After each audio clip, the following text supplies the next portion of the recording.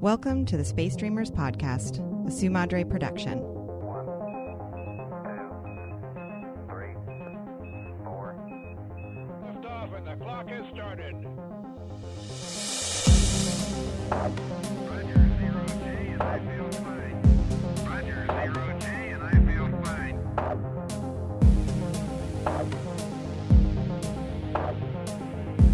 What's up, Space Dreamers?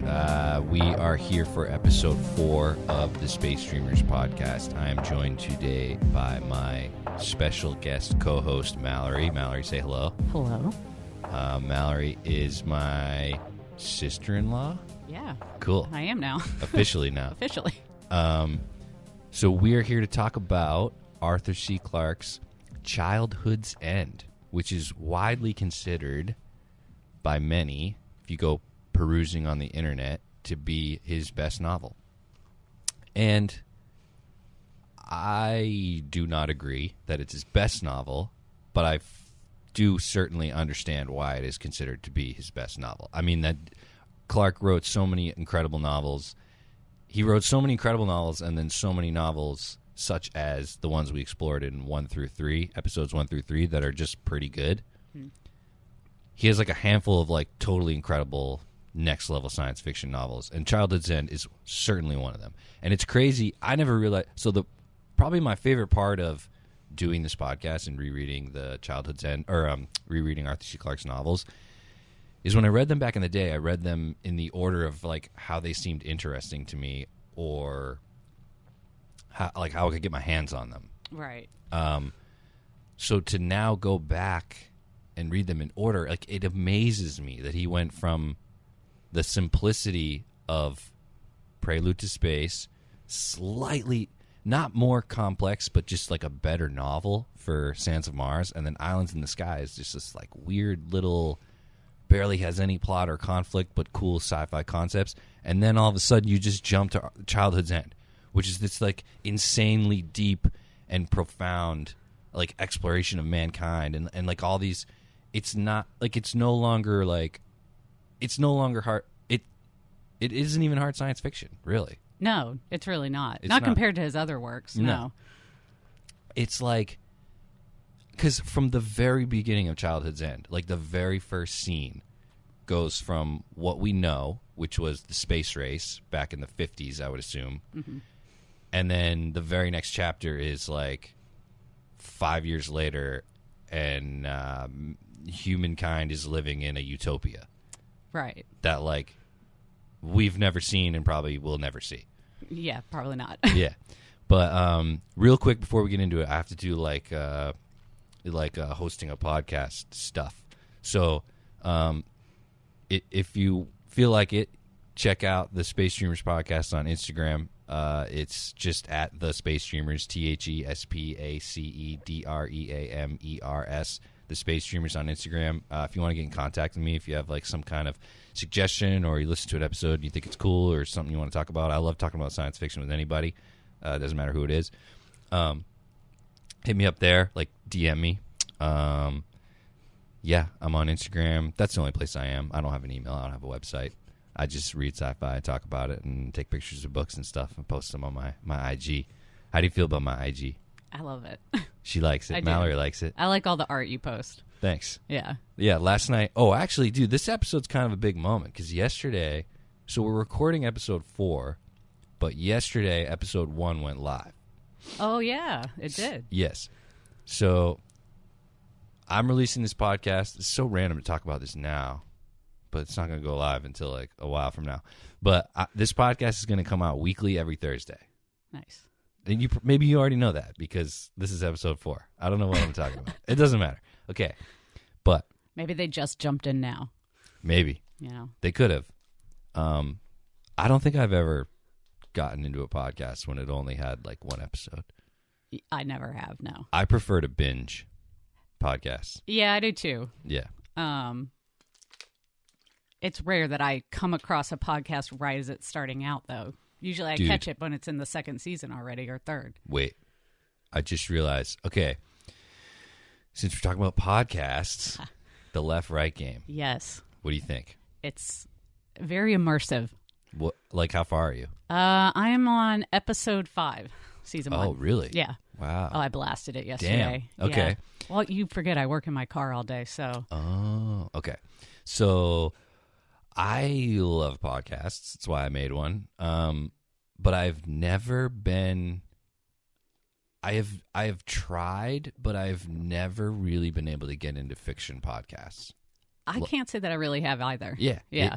And like, I listened to one actually. I did this only before this podcast. I thought it'd be something I could talk about on the podcast. It was called From Now. Okay. And it was only 6 parts, and each part was maybe like 30 minutes long.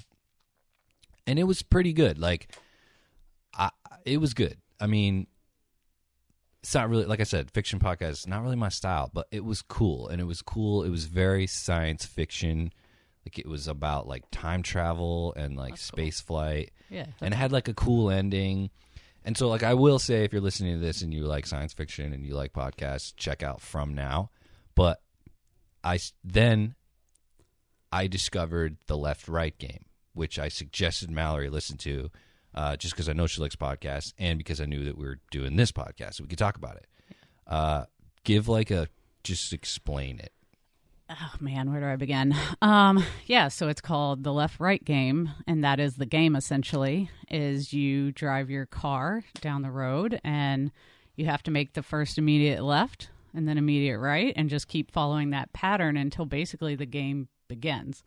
Yeah. And then it gets kind of trippy from there.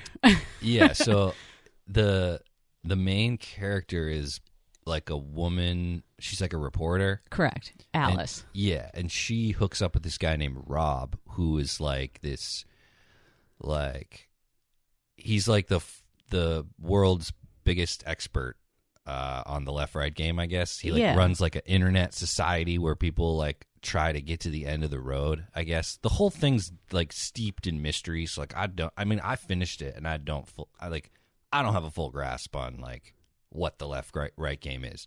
But while you're listening, it's really cool to try to figure out. It's kind of like Lost, you know? Yeah. Like the show Lost. Like, yeah. It like brings up mysteries and like almost very rarely answers any questions. Yeah, like you're left just kind of still with lots of questions. Yeah, so the girl Alice basically like hooks up with the guy Rob, who's doing this trip to do the Left-Right Game. And I think you kind of figure out that like the Left-Right Game, you can do it anywhere, but I think why is it they're in Phoenix? So he chose Phoenix because the city is laid out in a grid. Oh, yes. So you can constantly make left-right turns. Okay. Whereas, like, let's say you're here in New Hampshire and, you might be going down one road for a really long time. Right. There might not be a right turn after a left turn. Exactly. So you pick a city. Yeah. It's guaranteed to happen. And so it seems that, like, every time he plays the Left-Right Game, he brings people with him. Like, they go as, like, a convoy. I wasn't sure, but it sounds like that, yeah. Yeah, so it's like, it's him, it's Rob and Alice, and then, like, a convoy of other people who are interested in this Left-Right Game and want to see where it leads. Yeah, it sounds like everyone is interested in some sort of paranormal, and they...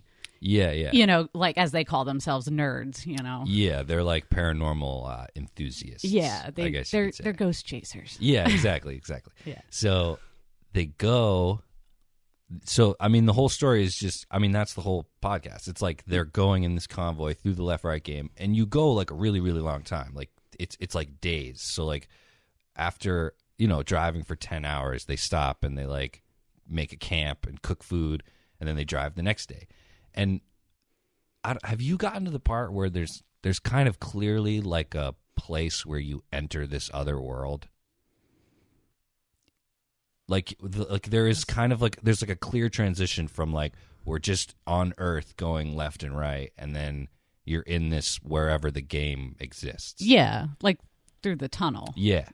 Okay, so there's like there's like a place on the road where it kind of like telegraphs to the player of the game that you have done it right so far, and now you are in this like otherworldly place. Yeah, it's like the tunnel is like how I guess that you've started the game, that you're in the right direction, because then that woman appears at the very beginning. And that's how you know the game's begun. Yeah. It's hard. I've never tried to explain it So trying to explain it with words, it's like hard. It is kind of Because hard. it's just like a weird... It's very, like you said, it's immersive. Yeah. It's very atmospheric. And they say, too, in the beginning that the whole... It's like sponsored by Sonos, which Yes. is like speaker company, I guess. Yeah. I'm not entirely sure. But the sound design is incredible. It's amazing. Yeah. It sounds like you're in a movie. Yeah.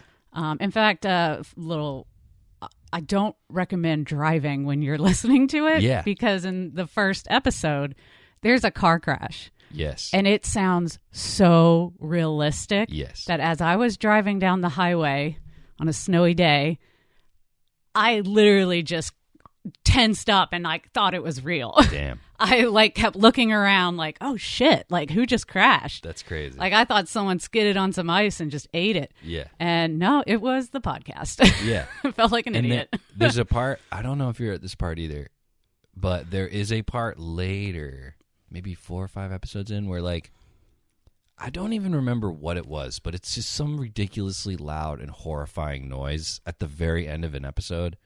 Okay. And it, like, I was driving home from work when I heard this part, and it was nighttime, and it was like I was like alone on the road, and it scared the shit out of me. Like, it was horrifying. Yeah, it's so real. Like, and it just, and they even say, I think, in the beginning, like, you know, don't be doing anything. Yeah. There's a disclaimer. Yeah, because he the basically noise said- is so good. Yeah, he's like, don't be careful while you're operating a motor vehicle, Right. Because it sounds like the noises are coming from the sides and behind you. And it's true. And I think that's what's so fun about listening to it in the car, though, is that surround sound Yeah. effect you Yeah. get. You know, whereas like if I listen to it in my home, I don't have a stereo system that Yeah. great that it would probably sound that good. I In fact, bet- I was listening to it on this stereo, and it wasn't as fun in that sense Oh, really? as in the car. Yeah. Yeah. Dude, it's funny. That disclaimer always reminds me of, and I'm just going to plug a fun science fiction movie. Have you ever seen 8-Legged Freaks? No. Oh my god, dude, it's amazing. So it's like it came out like the early 2000s. It's just like giant spiders attacking like a town All right. in like the desert or something. And like David Arquette plays the main character, and he's just hilarious. Really? It's definitely like tongue in cheek. Okay. Like it's good CGI and like good sci-fi, but it's like funny. It's definitely like a comedy. Yeah. But there's one character who's like he runs like a radio show, like the only radio show in town or whatever. He like lives in a trailer and just like has like a dish, and everyone thinks he's crazy because he's like a conspiracy theory. You know, he's like all about like UFOs and stuff. Right. And of course, it plays into the plot later. Like he's like, oh, I was right. You know what I mean? Like we giant spiders from space or whatever. But at one point in the beginning, he's talking like before any craziness goes on. So he's just doing his normal like UFO obsession crap. And there's a part where he's recording and he goes, "Look to the stars. Look to the stars, my friends." Unless you're driving, of course. Don't need anybody suing my ass. It's so funny. That's hilarious. But that's what I say to like sometimes when I'm podcasting, I'm like, whoever's listening to this is probably driving. Like, you don't want to do mostly. anything like distracting. Yeah. You know what I mean? Yeah. I don't know. But I just love that scene, dude. Like that, the way he says it. He's look to the stars. Unless you're driving, don't want anybody suing my ass. It's so good. I could hear David Arquette saying that. Well, it's not him. It's Oh, is that him? It's actually the guy. Do you remember that movie Cool Runnings? Yes. Okay, it's the most funny of the 4 guys. Oh, really? Yeah. I love can't that remember his movie. name, but that dude is so funny. Yeah. Anyway, where to now? Oh yeah, the left right game. So you're 5 episodes in. Yeah. I'm not gonna. It's good. How do you feel about the guy who's like totally separate? There's like a separate storyline, kind of a British guy looking for Alice. Yeah. What's his name again? I think his name's Rob. Is it Rob? Yeah. Okay. Yeah, I was a little like, it's interesting because I mean, I don't want to give a lot of spoilers. Well, it's what's like what's the rule on spoilers? well, in the beginning, it's unclear what the connection is, I Right. think. But as it goes on, you kind of learn. You basically learn that he's looking for Alice, Right. but every time he goes and talks to someone who like knew Alice at the same time that he did, they act like she never existed. Right. So it's like this parallel of like Alice is off doing this game, and then Rob is looking for her, but I mean, it's like she never existed. Yeah, it's weird. Yeah, it is weird, and I'm not really sure where it's going, but it's interesting. Yeah, exactly. I think in the beginning, it's way less clear, but the show's good enough that you keep listening, and eventually things start to get answered. Not everything gets answered by the end, but it's a really cool show, especially because I really have nothing to compare it to. I couldn't compare it to anything. That's definitely one of the only kind of podcasts I've listened to like that before. Yeah. So if you love it, I will say you and anyone listening could check out From Now. All right, I'll have to check that especially because it's a lot shorter. Okay. It's like, 6 episodes, 30 minutes, like 3 hours. Oh, that's it? Yeah, it doesn't take that long to get through, but it's cool. But anyway, we are here to discuss Childhood's End. Yeah. Do you want to do Childhood's End first, or should we talk about Dune? It's Let's up to do you. Childhood's End first. Okay, Yeah. cool. It's fresher on the brain. Yeah. So like I said earlier, considered one of his best novels. Wait, let's check the date. I think 53. I'm pretty sure 53. 99% sure on that. You're right. Yes. Okay. 1953. So this book came out in 1953. Book 2. No, I'm sorry. Yeah, so the book, Islands in the Sky. Yeah, I'm confused. Okay. Book 2 came out in 51. Okay. Book 2 came out in 52. Uh-huh. Book 3 came out in 53. So this Clarke is just pumping them out. Yeah, he is. He's pumping out just these incredible sci-fi novels. Yeah. It blows my mind. So, all right, where do we start with Childhood's End? Like, okay, let's do this. We're gonna go through the plot a little bit, Okay. and kind of skim it. Okay. Like, we're not gonna give all the details. Right. Again, I feel it's weird to be like, you should read these books, but at the same time, like, here's the ending. Right. I'll spoil it for you. But also at the same time, this book is literally 70 years old. Yeah. I would imagine people listening to this podcast would be people who are familiar with Clarke, who have probably read these books. Mm-hmm. So, but I am making a rule for this one. We will not give away the ending.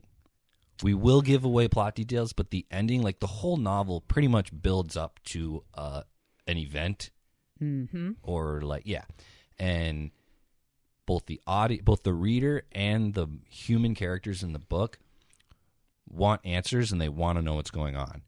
Yeah. So basically, those answers are what we won't spoil, but we will give away details about like the Overlords and like what they're doing and this utopian society that they create. So, in your opinion, okay, Mallory, let's talk about you for a minute. All right. What's your history with Clarke? I started with 2001: A Space Odyssey, which I think most people probably do. Right. And I think Amy probably turned me on to that because I used to tell her I hated sci-fi. Oh, And wow. she had me read that, and I loved it. And that kind of Hated sci-fi. Yeah, I hated sci-fi when I was growing she up. hated sci-fi, and she just finished the novel Dune. Yeah. That's amazing. Total 180 over here. Okay. Yeah. So yeah, and that kind of just I went from there and then read all the Space Odysseys after that. Cool. And then I started with Rama, Nice. and I'm pretty sure I might have finished all of the Ramas. Yeah, so Mallory's read, I think, all 4 Ramas. I've Yeah. only read the first one. Yeah, So, I got you beat. yep. But I don't have. This is the earliest work of his I've read. Okay. So, like, based on what you know from Clarke and what you've read, like, why do you think this novel is considered so good? It's so different than his usual work. I mean, he is very hard sci-fi, and this one doesn't have as much of that hard sci-fi. And it's, it's hard to say why it's the most popular, but I could see how it would reach a bigger audience, in the sense that it's more about like an alien race. True. Actually, yeah, you're right. Because in the first 3 novels, it's all like I mean, the very nature of hard science fiction is that it's slightly dry, Right. because it's attempting to be realistic. Yeah. Whereas, I guess what I want to do actually is take. So I got into Arthur C. Clarke when I was 18 years old. So I was a freshman in college, and me and a bunch of buddies watched 2001. And when the movie ended, I think my friends were like, "That was weird," and I was like, "Somebody give me a ride to the library right now." So we got in That's a all it car took. and we went to the library, and I found the Arthur C. Clarke section of my college library, and I rented 2001, or I checked it out, as Amy corrected me last time. I said rent. She's like, you don't rent books. So That's true, you don't. I checked it out from the library, and I read it, and I totally loved it. And so then I was talking to a friend of mine, and he was like, oh, I've read Arthur C. Clarke. And I was like, what? I was like, what have you read? He's like, oh, I read Childhood's End. And I was like, what is Childhood's End? And he described it to me. So my earliest memory of this novel is the way it was described to me from somebody else. Gotcha. And so what he said was, he goes, it's about an alien race that comes down to Earth and turns Earth into this utopia, but they look like the devil. Yeah. And I was like, huh? That's weird. Totally And weird.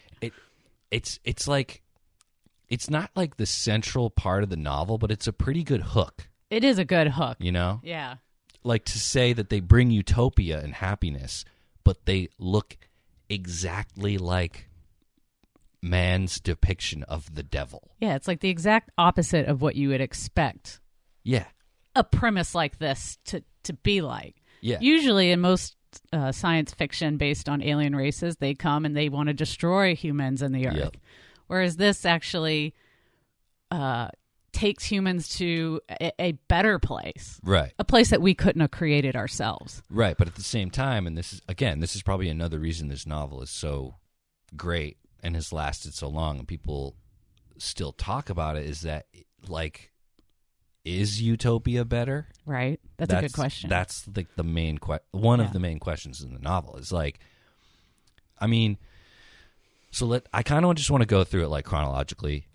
It's a weird novel to just talk about. Like, based on just what we said, you'd be like, what?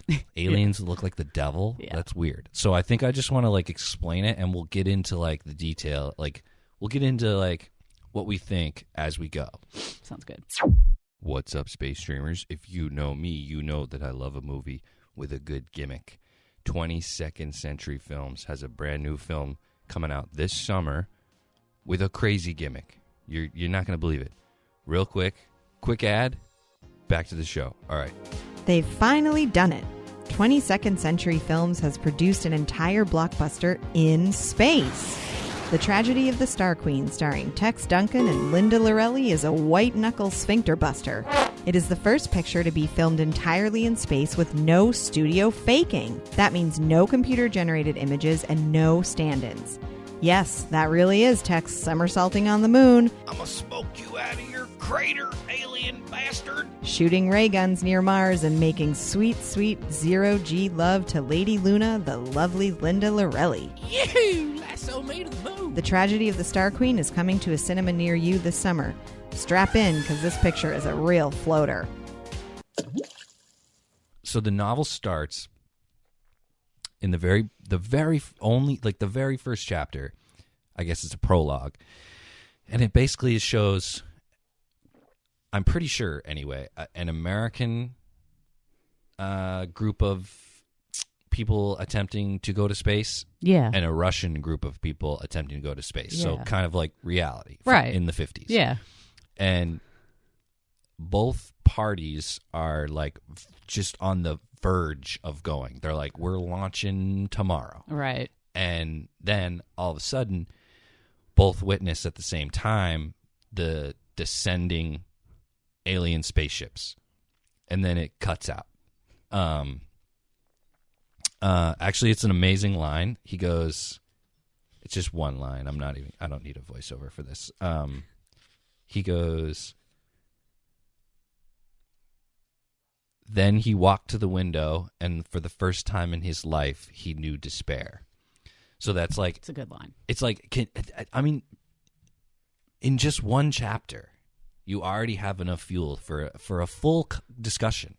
Imagine if you had spent your whole life and money and resources on trying to do something amazing that no one has ever done, and then in the opposite direction comes beings who already did it and have been doing it forever.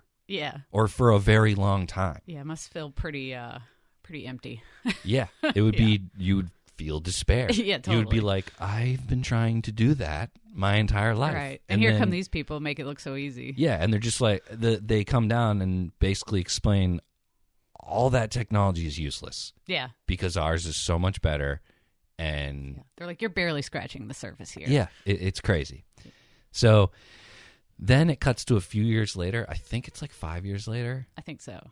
And essentially what happened back then was an alien race descended upon Earth in, I'm guessing, thousands of ships. There's like a ship above every city. Yeah. All over the world. And they essentially bring about an age of utopia for mankind. So, and I guess like the action of this part of the novel is a guy named Stormgren, who is essentially the only human liaison between Earth people, between humans and the Overlords. So they call them the Overlords, and the Overlords don't show themselves to mankind intentionally in the beginning. Yeah, they stay hidden. Yeah, and it's a source of great frustration for many, many humans, probably the majority of them, because everyone on Earth is like, why are you secretive? Why won't you show your faces to us? Yeah, I mean, it's totally sus. I mean, It's what? It's sus. It's Oh, suspect. yeah, definitely. Of course. But, I mean, it makes sense. So, like, basically, Stormgren is always getting in this ship that brings him up to, like, the mothership that's above New York City. Yeah, Yeah. I think so. And he has these conversations with what's a guy known as the supervisor. Right. His name is Karellen. There was the usual circle of sightseers, cameras at the ready, as Stormgren's car drove onto the landing field. The Secretary General exchanged a few final words with his assistant, collected his briefcase, and walked through the ring of spectators. Karellen never kept him waiting for long. There was a sudden "oh!" from the crowd, and a silver bubble expanded with breathtaking speed in the sky above. A gust of air tore at Stormgren's clothes as the tiny ship came to rest 50 meters away, floating delicately a few centimeters above the ground, as if it feared contamination with Earth. As he walked slowly forward, Stormgren saw the familiar puckering of the seamless metallic hull, and in a moment the opening that had so baffled the world's best scientists appeared before him. He stepped through it into the ship's single, softly lit room. The entrance sealed itself as if it never had been, shutting out all sound and sight. And he's basically the first Overlord that you get to know. Right. And, like, the one you probably get to know him the best. Yeah, I would say he's the main. He's like the main Overlord, yeah. Yeah. So they have discussions, and, like, the beginning is mostly concerned about mankind's reaction to an alien race showing up, whether it's benevolent or maleficent. Yeah. Because, like, the very first chapter with Stormgren is him having a meeting with, like, this opposition group, which is, like, and it makes sense. And if I had to pick a fault for this novel, it would be that its concepts are so amazing and so profound that I think the novel would benefit from being longer. Yeah, this is like a very short novel for him. Yeah. Yeah, my copy is like 210 pages. Yeah, mine's like 218. Yeah, so I almost think the most interesting part of the whole novel is the first third. Yeah, I love that it just jumps right into it. Yeah. You know, like there's no just kind of slowly character build up. You're thrown right into this situation, and and it just keeps getting crazier from there, really. Yeah, so basically this opposition group is, I mean, while we're talking about this, or while you read the novel, you just have to put yourself in the position of the humans in this novel. Yeah. Like, what position do you take? Do you accept an outsider coming into your world and arranging it the way they want to arrange it, which actually makes it better? Or are you like this opposition group that I mentioned in the beginning of the novel, who I think their goal, at least what they say their goal is just like the overlords need to show themselves. Yeah. You cannot hide. Like, why are you hiding? Yeah. Why? Like, what are you hiding? That seems to be the only real problem the humans have in the beginning, it seems like, is just really that they don't know what they look like and their intention there. It must just be the secretiveness that... Yeah, that seems to be the biggest issue, is just the secretiveness. And I think if this really happened, obviously so many people would have issue. Yeah. And I just think that in reality it would look pretty similar to the way it does in the novel. I think so. I think, yeah, initially I think the human instinct would be to fight or resist against that because, let's face it, we have pretty big egos and we think everything we do is already perfect. So how would it feel to have someone who's much smarter and advanced than you come in and say, no, you're doing it all wrong? Yeah. You know? Yep. You'd probably fight back a little bit to that. But then you also look into like what a utopian society would look like. Right. So like for the overlords, you know, there's no more government around the world. There's a universal income, basically. Yeah, well, they make a point to say they do have individual like monarchies and leaders. Yes. But they're like they're just... They don't hold real power, though. Yeah, they don't actually hold any real power. The overlords seem largely indifferent to forms of government, provided that they are not oppressive or corrupt. Earth still possessed democracies, monarchies, benevolent dictatorships, communism, and capitalism. This was a source of great surprise to many simple souls who were quite convinced that theirs was the only possible way of life. Others believed that Corellin was merely waiting to introduce a system which would sweep away all existing forms of society, and so had not bothered with minor political reforms. But this, like all other speculations concerning the overlords, was pure guesswork. No one knew their motives, and no one knew toward what future they were shepherding mankind.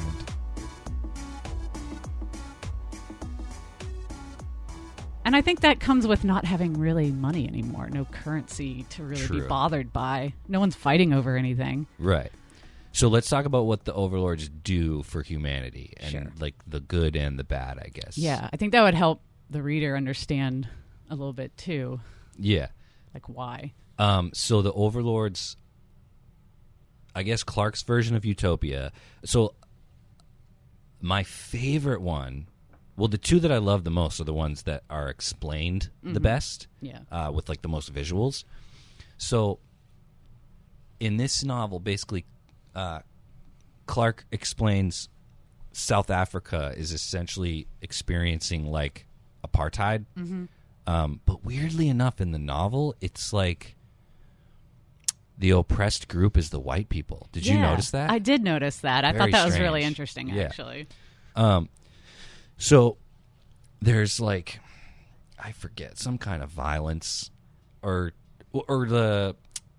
the oppressor is oppressing the oppressed. Yes. And that continues on beyond when the overlords get there. So what the overlords do, it's explained that they literally block out the sun. I totally forgot about this. In a perfect circle, just that like covers South Africa. Yeah. And they don't, like the overlords don't say anything. All they do is block out the sun. And as soon as the violence and the oppression stops, they unblock the sun. And that just ends it. For more than 100 years, the Republic of South Africa had been the center of racial strife. Men of goodwill on both sides had tried to build a bridge, but in vain. Fears and prejudices were too deeply ingrained to permit any cooperation. Successive governments had deferred only in the degree of their intolerance. The land was poisoned with the hate and the aftermath of civil war. When it became clear that no attempt would be made to end discrimination, Corellin gave his warning. It merely named a date and time, no more. There was apprehension, but little fear or panic, for no one believed the overlords would take any violent or destructive action which would involve innocent and guilty alike. Nor did they.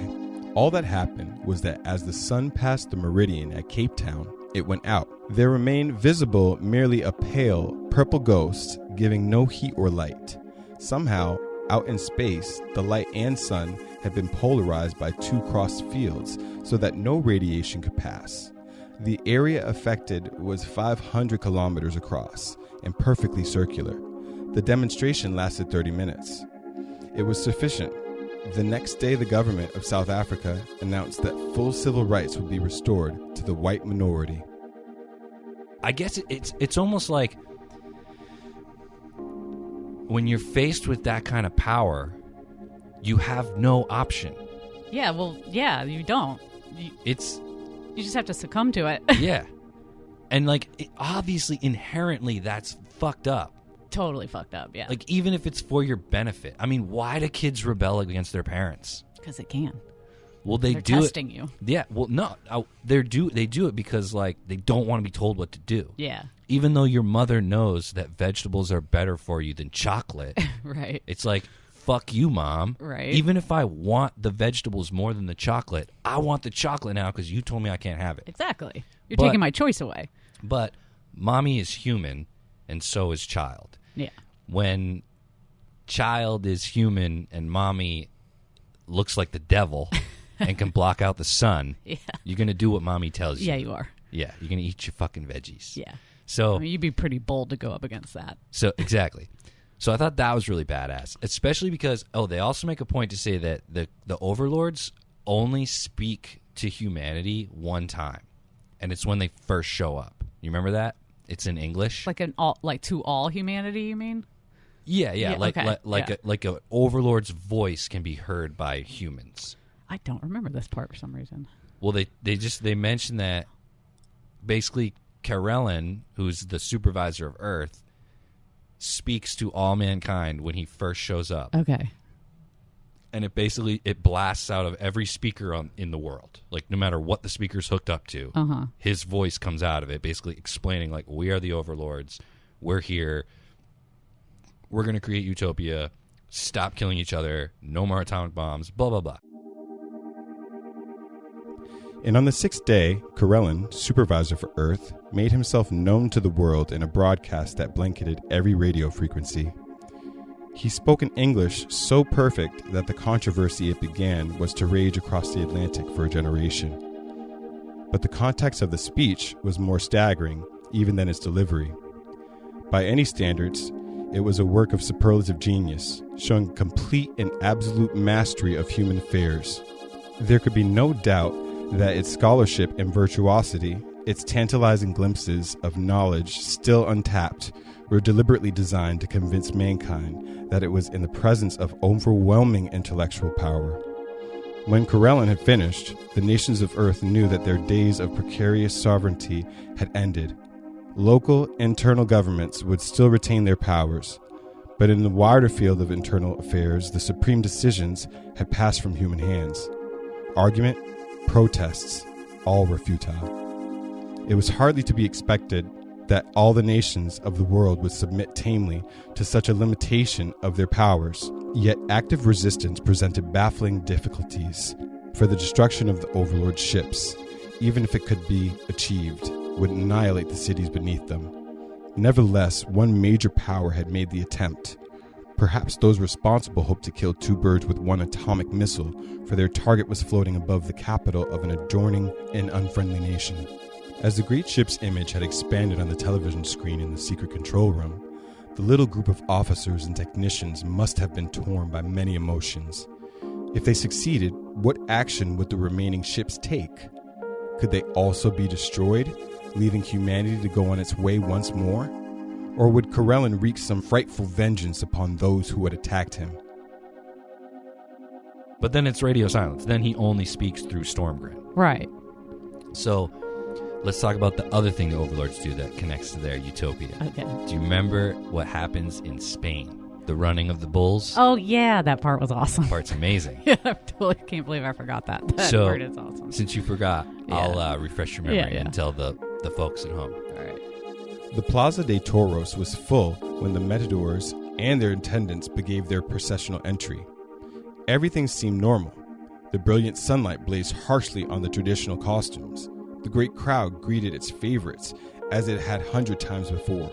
Yet here and there, faces were turned anxiously towards the sky, to the aloof, silver shape 50 kilometers above Madrid. Then the picadors had taken up their places, and the bull had come snorting out into the arena.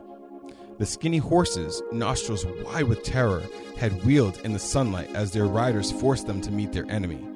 The first lance flashed, made contact, and at the moment came a sound that had never been heard on Earth before. It was the sound of 10,000 people screaming with the pain of the same wound. 10,000 people who, when they had recovered from the shock, found themselves completely unharmed. But that was the end of that bullfight, and indeed of all bullfighting, for that news spread rapidly. No more bullfights. Yeah. Again, Learned your it's- lesson. Yeah, it's just like, we're going to do this to you, and you're going to do what we tell you to do. It's so weird explaining it. It sounds so horrible. It does sound horrible, but at the same time, it's like it's almost like the nicest thing they could do because, you know, you took away something or you did something to teach someone a lesson. Right. But it wasn't, you know, physically painful necessarily or True. long lasting. Well, I mean, the alternative would be they show up, they say, you're not allowed to hurt animals. You have a bullfight, and they just bomb that city. Yeah, they could just kill them all. Yeah. Like, well, you're obviously not a good human, Right. so we're going to get rid of you because we don't want that to continue on. And this is why the novel is so good, is because even just explaining it, I'm conflicted. I am too, because You it's know? almost like they're trying to teach humans how to be better beings. Right. But when you get towards the end, I mean, that's the you got to wonder why. that's the very nature of, like, government Yeah. is, I mean, I don't know. It's like it's for your own good. Yeah, it's kind of, I mean, it's just like a law and order concept. Like it's like, do you need someone to enforce humans to have good behavior, or can they have good behavior without that? You know what I Right. mean? Yeah. It's almost like nobody wants to get murdered, No. probably. And and you don't usually want to murder people. Like, murder is bad, Yeah. but we still have police and we still have laws against murder. Yeah. If you were the overlords, you wouldn't need laws, you wouldn't need police, because your tactics, your techniques are just so much more advanced. Yeah, they're very effective. Yeah. I guess it's like man can't govern man. Apparently Or not in human- this novel. Human cannot govern human with no pushback or no issues. Yeah. But then it's like, who has a right to govern you if they are not the same as you? Yeah, that's a good question. I don't know. What makes them What gives them better the for the right? job than us? Exactly, exactly. So the whole the beginning of the novel is, it just shows that, like, many humans will not be okay with this, but I think the majority are. Yeah, a good bit don't seem to care. I mean, in the simplest way, without bringing up any examples, what the overlords do is they bring peace, prosperity, and just abundance of everything to humankind, to all humankind. Yeah, there's no more suffering. Yeah, no suffering. Like, in the simplest form, they eradicate war, suffering, all negative things that plague mankind, but at the same time, they take away individuality and creativeness. Yeah. Which is, I think that's what people argue would be the worst thing about a utopia. Yeah, and I think that's kind of actually what they discuss in the book as well, that, like, if we take all the hurt and the pain out of the world, will there be art? Right. Could you make art and could you make music? The best art comes out of pain. Exactly. Yeah.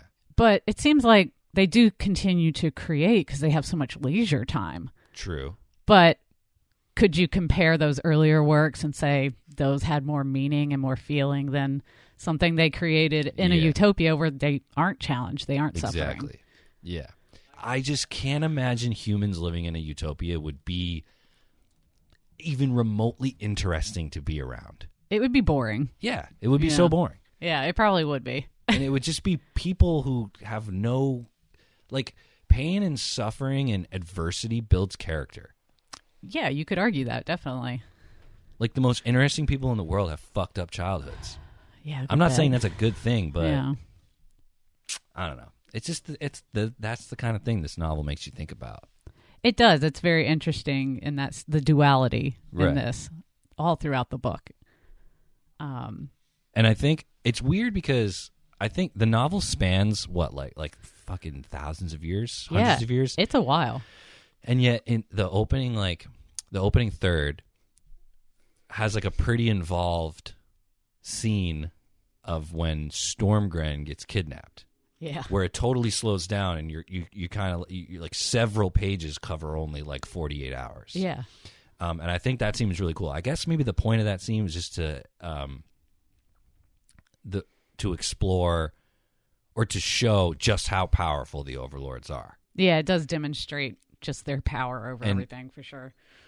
First time I read this book was about 2 years ago, and I remember reading that scene where he gets rescued. Yeah. As I was like, this would look so cool in a movie. I would like to see this made into a movie. Well, we're about to. Yeah, yeah. But the thing is, it's like I can't imagine. I hope that adaptation is I know. pretty good. Yeah. Can you even imagine what the Overlords are going to look like in that adaptation? I mean, you would hope that they'd stay true to the form of the book.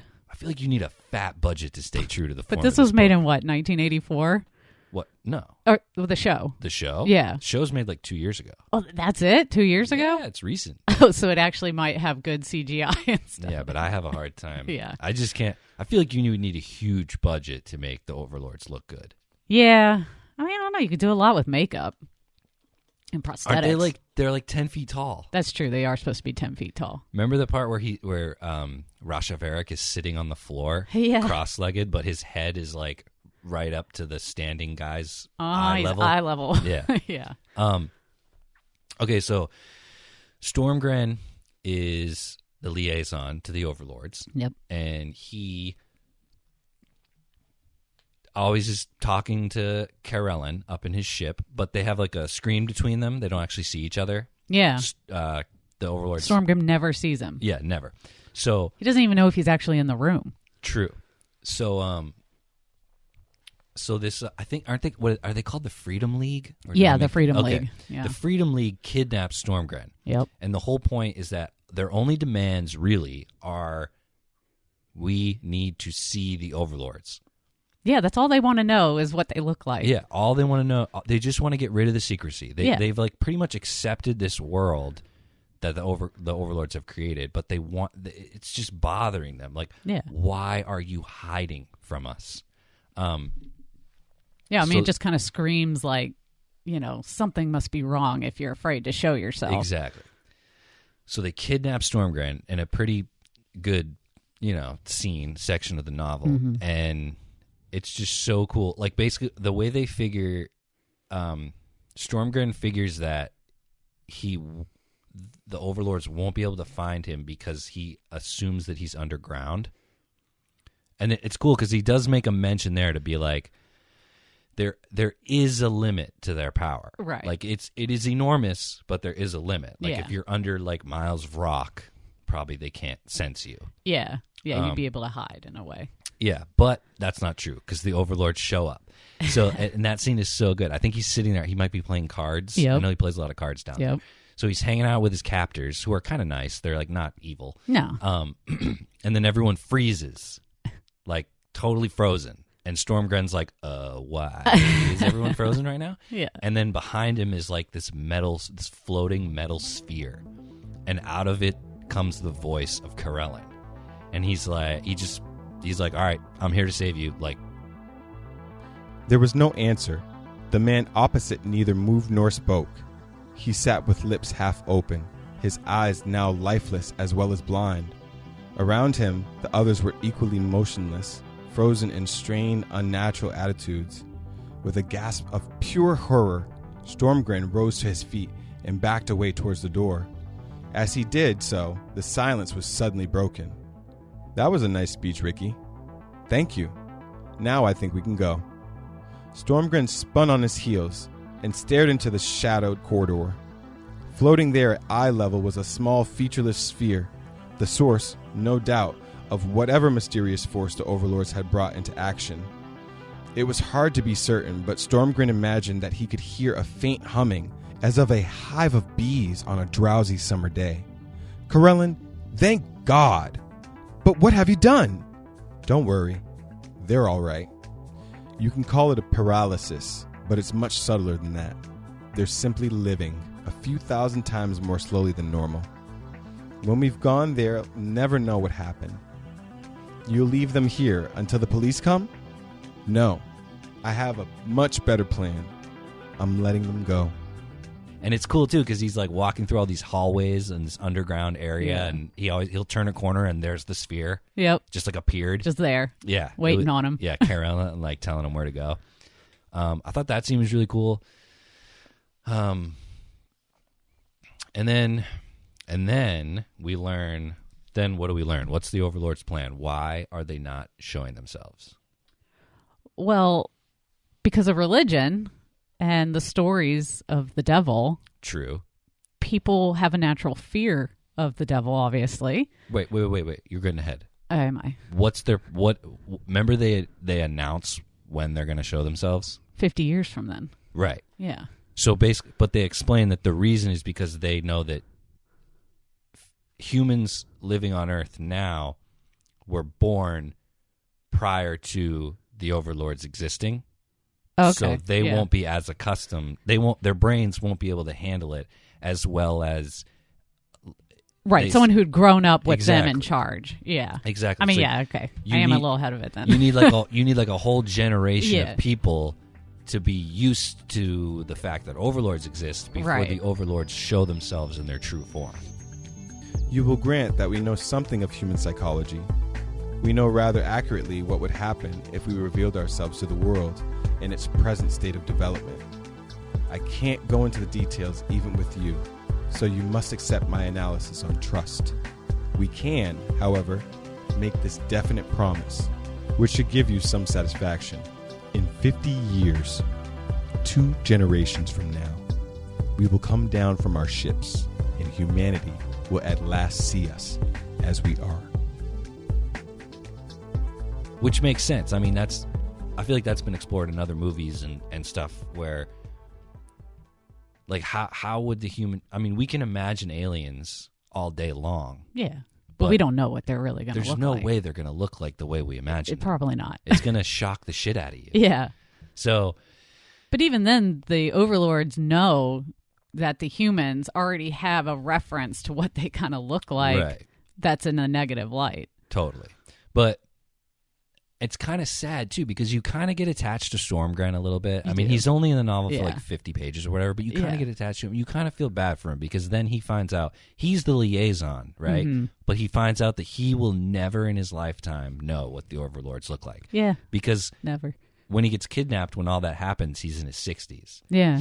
So, you know. So he'll be dead before they ever reveal themselves. Exactly. Yeah. And so then the novel, so that's basically part 1, and then the novel cuts to part 2, which is the 50 years later, and I believe the first scene of that is the Overlords. Oh yeah, I remember the first line of that section is "Today's the day." Oh yeah. Like in quotes, Yeah. like some newscast. We're going to learn what they look like today. So then it cuts the 50 years later, and it's the day when the Overlords show their true form. And so they come down in a little spaceship, and this part's kind of weird. Mm-hmm. How he has those children come in the ship. Remember? Yeah, that part is kind of weird. It's a little weird. So a little Overlord ship lands in a place predetermined, so there's a bunch of people and cameras there and stuff. And the door opens, and like Carolyn's voice booms out, and he's like, "I want 2 children to come into the ship with me." And so 2 little kids like walk up, and that part's cool too. Remember, he explains that there's like a ramp Yeah. that goes from the ground to the ship, and the kids don't have to walk. Yeah. They just stand on it, Yep. like at an angle, And just glide on up. which he explains, like that must mean that the Overlords have their own power over gravity. Like they can do whatever they want with gravity. Right. They can manipulate it. Yeah. So then Karelin comes out with the 2 kids on his shoulders. It's just weird. I don't. Maybe because of Childhood's End and Well, the he's end like is about he's children. the political guy kissing the babies. True. You know. Okay. I like because the kids. Yeah, because the kids are like Right. him. They're And like they're playing. innocent. Yeah. Yeah. So Karelin comes out and tell the folks at home what happens. A vast silence lay over the whole world for the space of 20 seconds, though afterward, no one could believe that the time had been so short. Then the darkness of the great opening seemed to move forward, and Karelin came forth into the sunlight. The boy was sitting on his left arm, the girl on his right. They were both too busy playing with Karelin's wings to take any notice of the watching multitude. It was a tribute to the Overlord psychology, and to their careful years of preparation, that only a few people fainted. Yet there could have been fewer still, anywhere in the world. Who did not feel the ancient terror brush for one awful instant against their minds before reason banished it forever? There was no mistake. The leathery wings, the little horns, the barbed tail, all were there. The most terrible of all legends had come to life, out of the unknown past.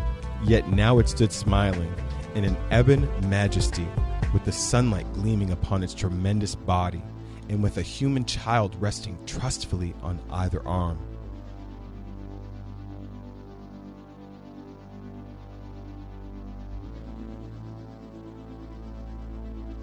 All right, so Karelin is like, he looks like a giant devil. He's red skinned, horned. He's got giant wings. Apparently he can fly. Yep. Yeah, he's a creepy looking dude. And he's got the barbed tail. Yeah, and the barbed tail, everything like right out of freaking the Bible kind of devil. Like your standard, when you imagine the devil. Yeah. Like your standard image. Yeah, he might as well be holding a pitchfork. Yeah, exactly. So that's kind of like you learn. I mean, it makes sense. Like that's why they didn't want to show themselves. Because like, what would your reaction be if you saw your own 2,000-year-old depiction of the devil show up? Yeah, you would think, oh shit, we're going to hell right now, and this is not going to be good. It would be total chaos. Yeah. Which explains why they had to wait so long too. I Right. mean, that was part of it, but I like how they explain too that the fact that they have wings means that they must have certainly come from a planet with much lower gravity. yeah, that they And, would have evolved to have wings. Yeah. And then you learn later that they live on a planet that has an extremely thick atmosphere, which also makes it easier, I would assume, to like lift yourself with wings. Yeah, I guess so. And they also describe the Overlords as having like their skin is like armor. Yeah. Remember that? Yeah. It's not like flesh. Yeah. And because that was the thing.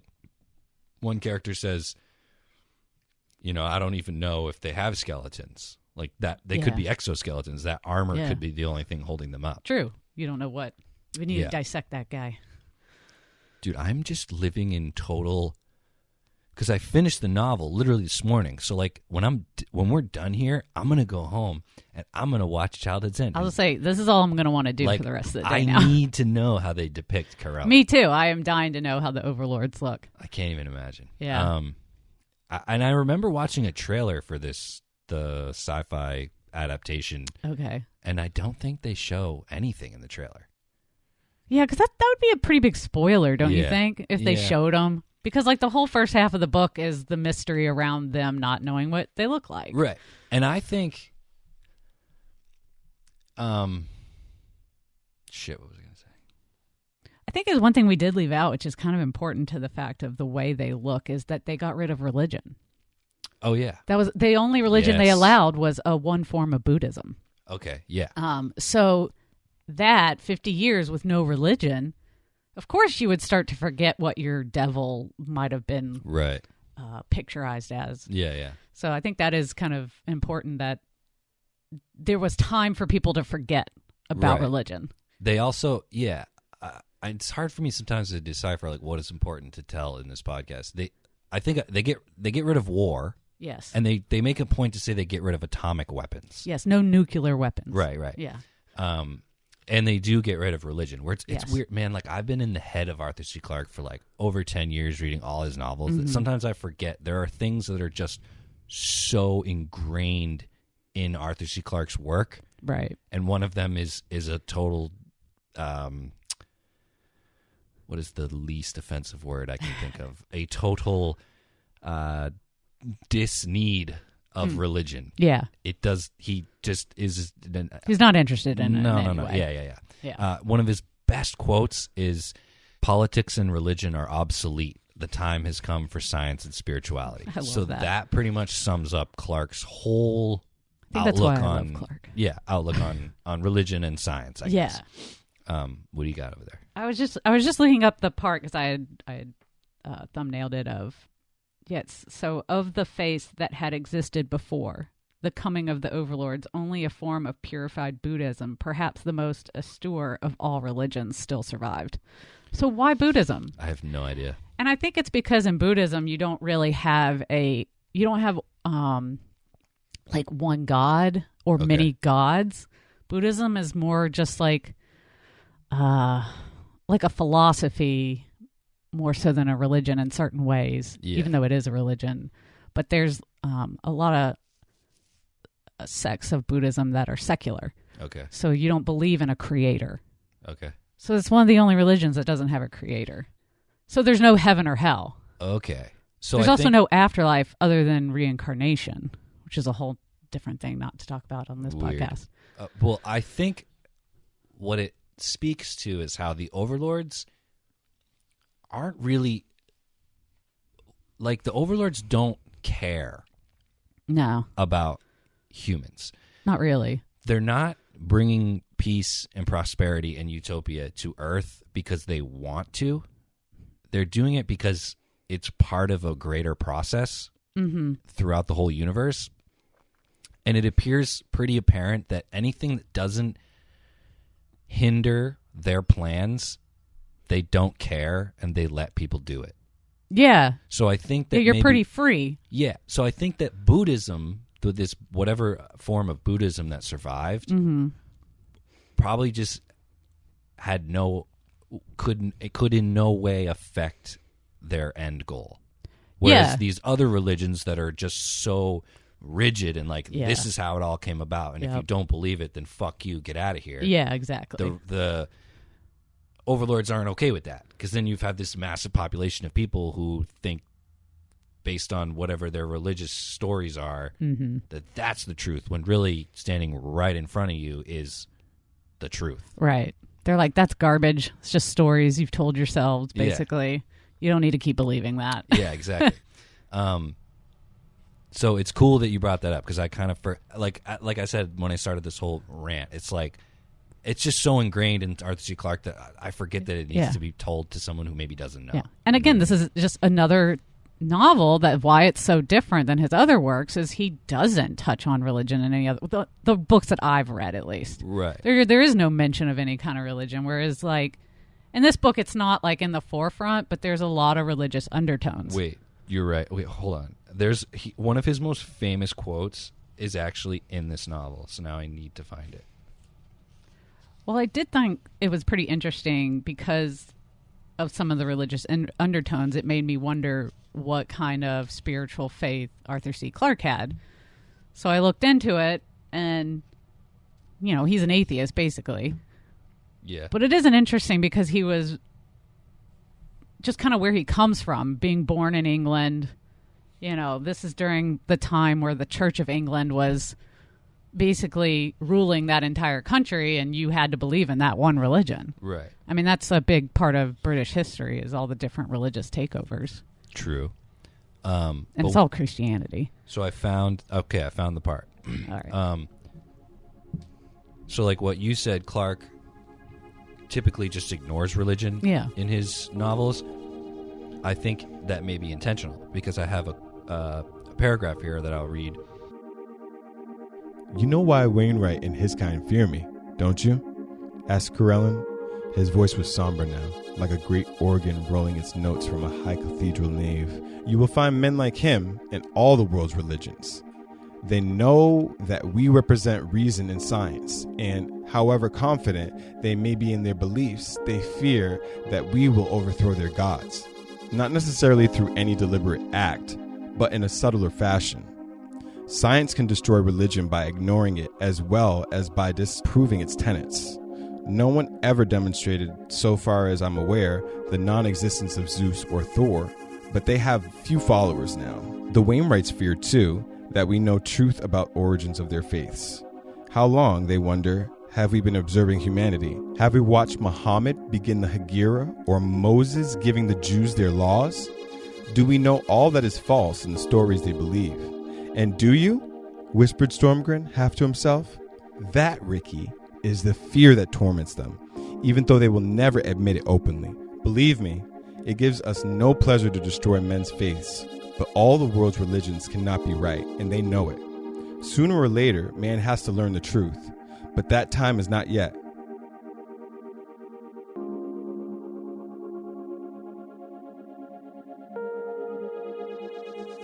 That quote can be found like all over the internet. Oh, really? Totally not even referencing childhood Zen. Huh.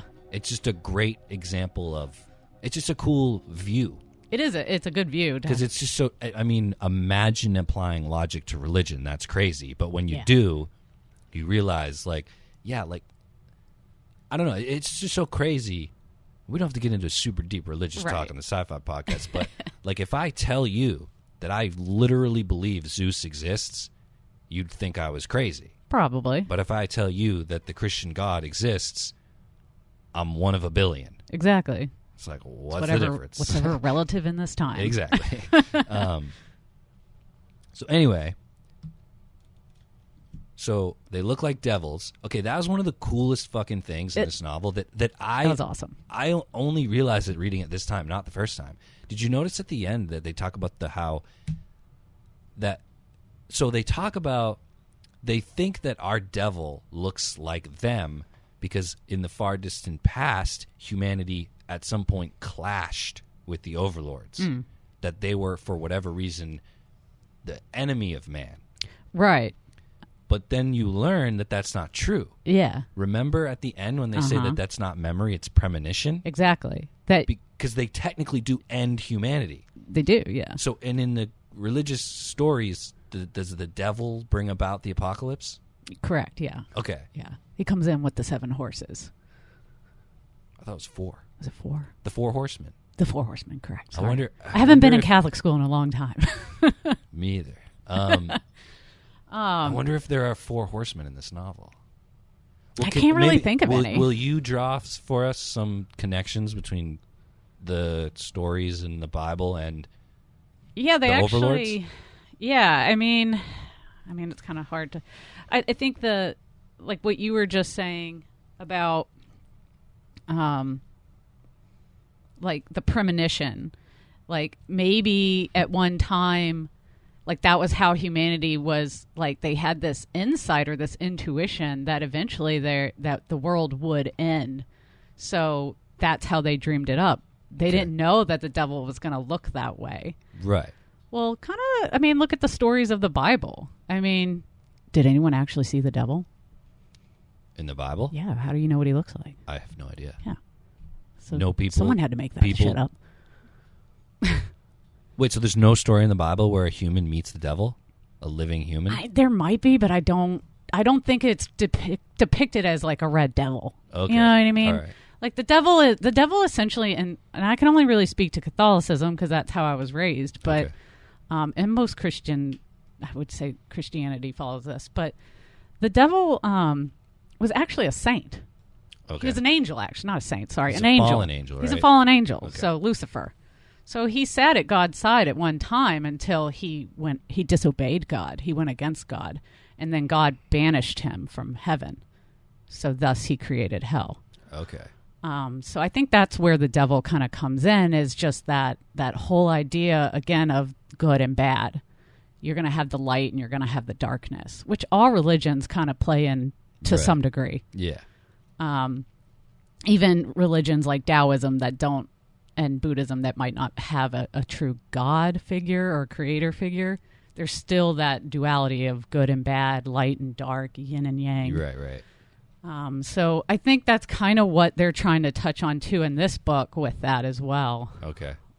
Maybe with like the overlords being like a devil. Right. And I think and who's to say who's good and who's bad in that situation? Are the humans the bad ones that needed to end? Or well, that's the thing, man. The ending of this novel, it's like it's not positive or negative.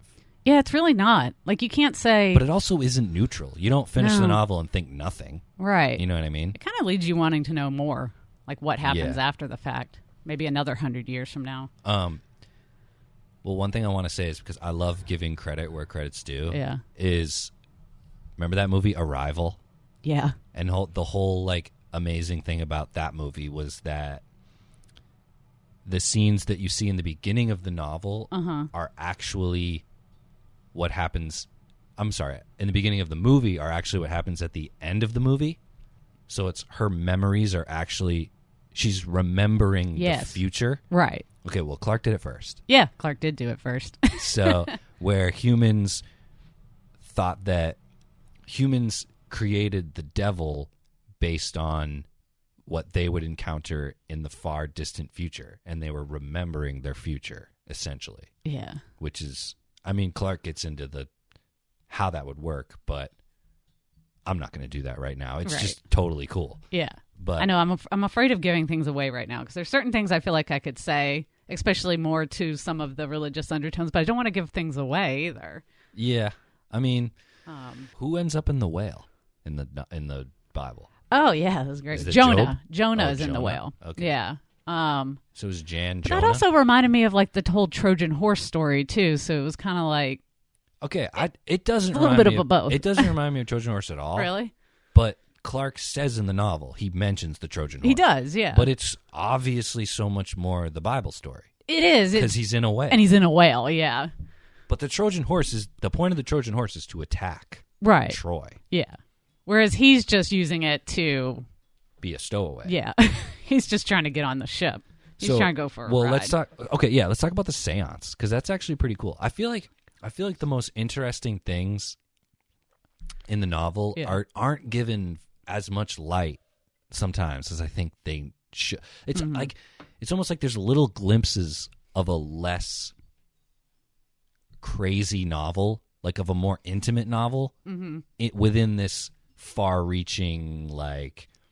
In this novel, you span many years. You also travel with some characters like millions of light years away. Like, yeah. but so there is a scene where our utopian living characters, so like just aloof. They don't have jobs. They kind of just hang out and drink and They have a great life. yeah, exactly. So, Kind of remind me of like the Greeks, yeah. I think they do Or the reference that. Romans, Yeah. yeah. It's like It's kind of like this high society where you lounged around Yep. and drank and ate, and there were beautiful people and orgies going on all yep, the time. and it always precedes the fall, It does always precede the which fall. it does in the novel too. So they have a party. One of the characters has a party, and you basically learn that at this dude's house is, I guess, like a really well curated library. Yeah, he's got like a really extensive collection. Yeah, like a massive collection of books. And one of the overlords, or the overlords, need to study humanity and realize that one of the best ways to do that is to read through every book in this guy's library. Mm-hmm. So when all these people get to this party, there is an overlord there, and the overlords are like extremely, they're just like next level, dude. Like the overlord is like reading, I think, what did she say, like 2 pages a... Oh, he's like reading 2 books at once. He's Yeah. got like one in one hand, and he's flipping through pages Yeah. wicked fast. He reads like a book of an hour or Yeah. something. I don't know. He reads ridiculously fast. Yeah. And so it's like a cool scene of like humans for the first time ever, like seeing and talking to an overlord, not through a TV screen. Yep. He's just part of everything. Yeah. He's not hiding in any way. And toward the end of the party, they have like a seance, man. Like, busted out the Ouija board. yeah, dude, they have a Ouija board, but Clarke never says Ouija board. No, he never does. But if you look it Maybe up, that was a trademark But issue in the 50s. oh, but well, that's the thing is, I was like, did Clarke like? Create the Ouija? Yeah, did he invent the Ouija board in Childhood Zen? No, that thing's been around forever. Exactly. Yeah, I looked it up. It's been around since like the 1800s. Are you serious? The 1800s? That's Yeah. a long time. Yeah, I mean they had nothing better to do back then. That's true. Put their hand on something and Yeah. pretend like I don't know. I shouldn't say that. I shouldn't make fun of my ancestors. I'm sure y'all were busy collecting firewood and hunting and trying to survive. I'm the one sitting around talking about a fucking sci-fi book on a computer with a microphone. Yeah. Anyway, Who's to this say? is closer to utopia than anything else that's ever existed. Yeah, you could definitely say that. Certainly. So they have a seance. I don't really know. Oh, yeah, they have a Ouija board. Mm-hmm. Dude, that whole scene, the whole party scene, I think it's interesting, but I think it goes on too long. It does go on a long time. In such a short novel, it's about so many crazy, profound things. You have like a solid like 40 pages in the middle that are all like this party Yeah. with these like totally like goofy humans who have no worries in the world. Yeah, it kind of makes the humans look a little, I don't know, like pretentious Yeah, and like fucking kind of morons. Yeah, dumb. Like they just That's- are like getting drunk and Hanging yeah, out. and it just Everything's like doesn't just- make sense, you know? Yeah, everyone's like everything. They like think everything's funny. It's like oh, ho, ho. Yeah. I don't know. It's gross, but they have a seance, and there's this one character named Jan who becomes a bigger character. But you meet him at the party, and he just randomly they go, "We need a question to ask the Ouija board," and Jan goes, "What star? Or yeah, what sun? Or like where is the Overlord's home star?" Yeah. He just asked that question. Yeah. And the Ouija thing spells out, it's like NG and then a bunch of numbers. Yep. And then Jan then goes, oh, and one of the female characters passes out at that moment. Yeah, Jean. Yeah, Jean passes out. That left only Jan. George wondered what he thought of his brother-in-law's eccentricities. The young engineer had asked no questions, shown no surprise at any of the answers. He seemed to be studying the movement of the plate as if it was just another scientific phenomenon. Rupert roused himself from the lethargy into which he appeared to have fallen. "Let's have one more question," he said. "Then we'll call it a day. What about you, Jan? You have asked not anything." Surprisingly, Jan never hesitated. It was as if he had made his choice a long time ago and had been waiting for the opportunity. He glanced once at the impassive bulk of Rashaverik, then called out in a clear, steady voice, "Which star is the Overlord's sun?"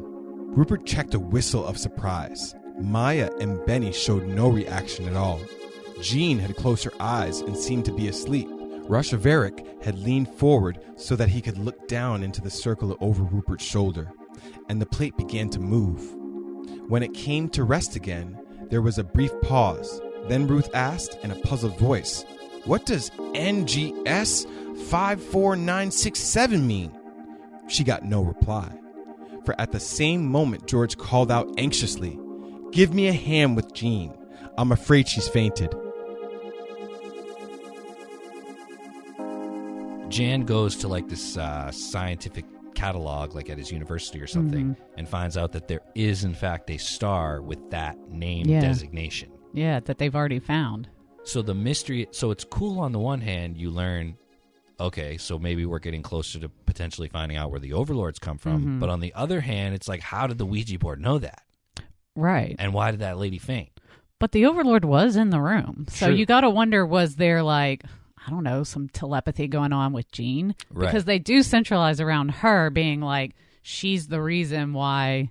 Well, she gives birth to the first, like, of the new generation. Right. So I think, so then you find out later that the only reason Rashavek, the Overlord, is there is he needs to learn everything humans know in order to find out if they have documented, I guess, what, telepathy? I guess so. So yeah, you don't learn that probably till much later. And you don't really ever learn that. But yeah, I think that's Well, maybe I what he's feel like looking that's into. what they say. Well, because there's a part where Rashevek is talking to Karelen, and there's no humans around. Right. And he's explaining why. I think they're just trying to figure out if the humans have ever come close to realizing, like, what their destiny is. Yeah. Or what the just, like, Overlords are planning for them. how much we know. Yeah. Yeah. Or could understand, maybe? I don't know. Right. Because then, I mean, beyond that, I feel like I don't want to spoil too much. I want to talk about Jan. Yeah. His story's funny. His story's great. So then Jan... Oh, also because Jan is the only... Okay, Jan, for this podcast, Jan is the most important character. And it's because Jan is the only space dreamer in this novel. He is the only space dreamer, He's isn't the he? only one. Because what does Jan do? He gives up fucking everything to go to the Overlord's home planet. Yeah. He gives up everything. But he also lost everything when the Overlords show up. If you think, I mean, he's an astrophysicist. He was trying to go to True. space. Wow. Well, they said no more. Humans can't go to space. Oh, yeah, they did say that. Yeah. They don't allow humans humans go to space. go. Wow. So they basically just took Jan's life and was like, make other plans. Yeah, dude, go learn how to, like, play the piano with your weird, aloof friends Yeah. and drink alcohol. Yeah, Like like, not all humans This want to doesn't chill. concern you. Yeah. Yeah. So, I mean, he's an astrophysicist. He's naturally curious. right. So then Jan devises a way to get to the Overlord home planet. Yes. He learns that Overlords are taking animals from Earth and bringing them to their home planet for like a museum, I Yeah. guess, like a galaxy museum. Yeah. And I think they're always stuffed, right? They're always dead. It's some form of taxidermy. yeah. So what does Jan do? So Jan, he's so genius, decides to sneak inside the whale Yeah. that was being prepared to be sent to this, I guess, museum in the Overlords. So, Right. yeah, he So- crawls up in the belly. Yeah, he gets like some scientist guy to help him Yep. build. I think it's like a 20-meter. It's a big whale. It's a sperm whale, right? Yeah, but it's like this 20-meter long like cylinder thing that they put in the whale. Oh, and that's right. That's like his living Yeah, that's compartment. his quarters. Yeah. Yeah, so his plan is to trick the Overlord, basically to be a stowaway. Yeah. Because he just needs to know. You know, he's a space dreamer. He like needs to know where these Overlords come from. He just needs to know.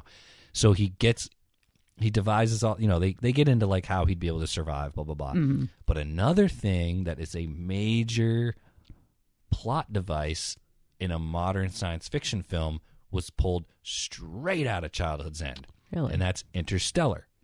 Oh, okay. The film Interstellar is Yeah. all about how Matthew McConaughey's character goes off and tries to find a new planet and then comes back.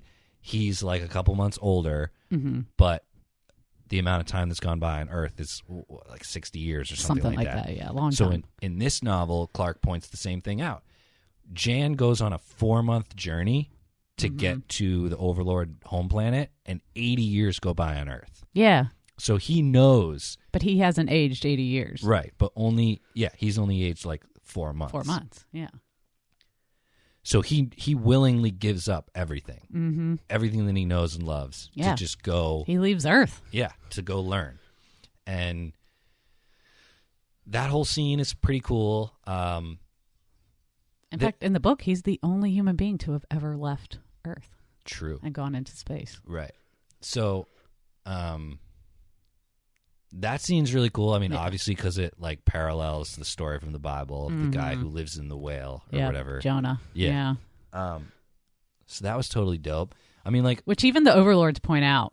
I don't know if you remember that, but when the whale arrives to the Overlords, someone makes mention of, they make a reference of Jonah and the whale. the Overlords do. They Oh, say wow. in your Bible or your ancient text, I Right, think is right. how they referred to it, there's a story of Jonah and the whale. That's crazy. Yeah. So, This is one of those novels. I feel like you could read it like many times and Definitely. learn so many different references. Mm-hmm. I mean, me personally, as someone who likes to, like, I consider myself like an eternal student of like film and Mm-hmm. literature. One of the biggest handicaps to my ability to fully comprehend certain things is my almost complete ignorance of religion, like Christianity. mm-hmm. There are so many parallels in so many stories, books, movies, TV shows, all that stuff that like mirror yeah. basically the greatest fiction story ever told, Right. which is the Bible. Yeah. And I just don't pick up on those references, usually. Yeah. When I do, I love it, and I'm like, oh, that's from the Bible, that story that like I know. But I think that's how you could read a book like how like you and I both read the same book, but we come off with very different takes on certain things or notice certain things very differently because of that. Yeah.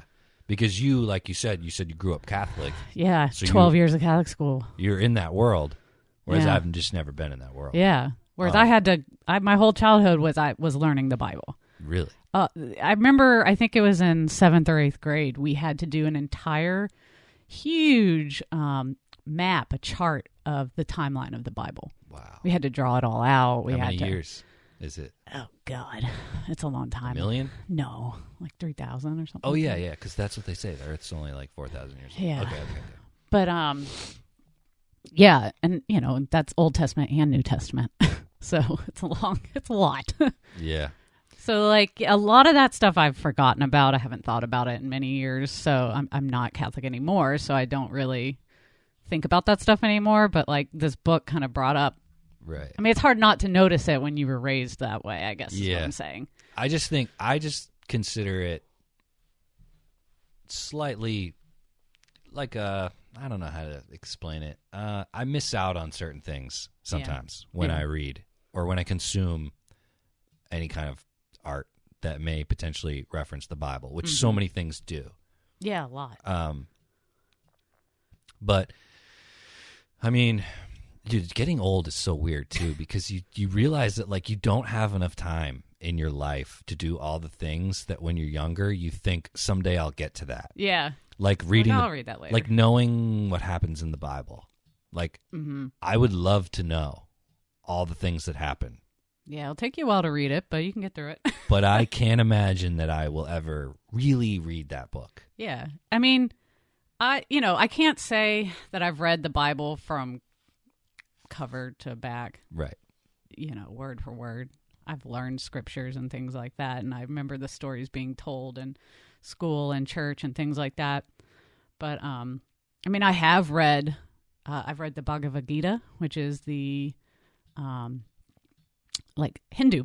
It's not like a Bible, but it's one of the major stories in religious text. Religious text, yeah, for Hinduism, following Lord Krishna. And like I read it twice because you can't catch everything reading it once. And I think the Bible's like that too. Like any religious text, you can read it for face value for what it says, but then you really have to go in and analyze everything. Right. You can't really just take it off that one reading. So unless you dedicate your life to learning those stories and what those stories mean, there's no way anyone really has the time for that. Yeah, and you can't catch all references. Yeah, and you'd have to be really into it to care that much. So, what I was getting at is that, like, in a perfect world, if I was immortal, I would read the Bible and fully understand it. Right. And all religious texts. Yeah. And then I would read all this fiction that has come since. Yeah. And has been influenced by it. Yeah. But I'm 30. Yeah. I just finished every Arthur C. Clarke novel, which I started when I was 18. Yeah, right. I'm never going to, I got Philip K. Dick. I got all these different. You're not going to hit all exactly. of them. I'm not going to read the Bible. You'd actually probably really be interested in more like Joseph Campbell, who, I don't know if you've ever heard of the hero's journey. Wait, Joseph Campbell? Mm-hmm. Isn't he the guy, who created Mormonism? No. No. Who's that? I can't remember that guy's name. Well, who's Joseph Campbell? Joseph Campbell is a writer, kind of from like the same era, but more like 60s, 70s, I think. Okay. Like maybe 50s, 60s, 70s. I can't really remember. But he wrote a book called A Hero with a Thousand Faces. And essentially it breaks down all storytelling of like what makes a great story. Oh, okay. And so that's where the hero's journey comes from. So basically the hero's journey is like Star Wars is a great example, actually. Yes. He uses Star Wars in the documentary as an example. Oh, okay. So you have Luke, right? Yeah. You follow his character from being very young. He leaves home. Yep. He goes out on this epic mission. He learns about life. He learns all these things, and then he returns home. Okay. So, like, that's kind of the premise of, like, the hero's journey. Right, so, and if you really look at a lot of great and very popular movies and books, they all kind of follow that same pattern. Right. The hero's journey. Yeah. Yeah. And it's just something I think about humanity that we love that. Like, that we are born and brought into this world, and then we are faced with adversities and challenges, and we learn from it, and we come back better than ever. Right. You know? I think that's the ideal version of a life. Right. Is one where there's no failure, maybe? well, no. One where there's adversity, but in the end there's total triumph, and utter success. Right. And everyone lives happily ever after. Right. And you've learned something from it. Yeah. Exactly. And then on the other side, like, you flip the coin, it's like, that's why you love in a movie or a book when the bad guy wins, because you're so not used to that. Yeah. It's different. You know what I mean? Yeah. It's much more rare. Right. And interesting and intriguing, I think. Yeah, agreed. Yeah. One other thing I do want to talk about in this novel, which has almost no bearing on the plot, and it's very close to the end, but because it's not really about the plot, I'm not really spoiling anything. Do you remember the one part where I can't even remember who's talking, or when they explain those life forms that live in a 2-dimensional world? Oh, yeah. That was weird. Dude, that It's part interesting. is so fucking cool. Yeah. Like, he describes this planet that the gravity is so strong that it's completely flat. Yeah. It's like everything's squished. It's a perfect sphere. Mm. And then he even mentions at one point there were mountains that were like, a mountain on this planet is like 5 meters tall. Yeah. Because that's like as big as it could possibly get with the amount of and gravity. you could, like, kind of see through it, right? Yeah. Because, like, the density was different or something. Yeah. And then, but the cool thing is there are life forms on this planet that are essentially geometric shapes, but they're flat. Like, the gravity is so strong that, like, literally nothing grows upwards. Yeah. It just outwards. Yeah. So these creatures live in this 2-dimensional world, and it's just fascinating. Like, I'm definitely going to have, I'll have a reading of this. Yeah, because there's a part of it that explains like the way they look, and it was kind of funny, like the way that they're shaped. Really? Yeah, I would have to look back. I remember him describing that they were like geometric shapes. Yeah, but they were like flat, and weren't there like crystallized life forms that like don't ever move? Yeah. Just fucking weird shit, man. But the way Clarke describes it, it's like beautiful. The planet was absolutely flat. Its enormous gravity had long ago crushed into one uniform level the mountains of its fiery youth. Mountains whose mightiest peaks had never exceeded a few meters in height. Yet there was life here, for the surface was covered with a myriad of geometrical patterns that crawled and moved and changed their color. It was a world of 2 dimensions, inhabited by beings who could be no more than a fraction of a centimeter in thickness. And in its sky was such a sun as no opium eater could have imagined in his wildest dreams. Too hot to be white, it was a searing ghost at the frontiers of an ultraviolet, burning its planets with radiations which would be instantly lethal to all earthly forms of life. For millions of kilometers around extended great veils of gas and dust, fluorescing in countless colors as the blast of ultraviolet tore through them. It was a star against which Earth's pale sun would have been as feeble as a glowworm at noon.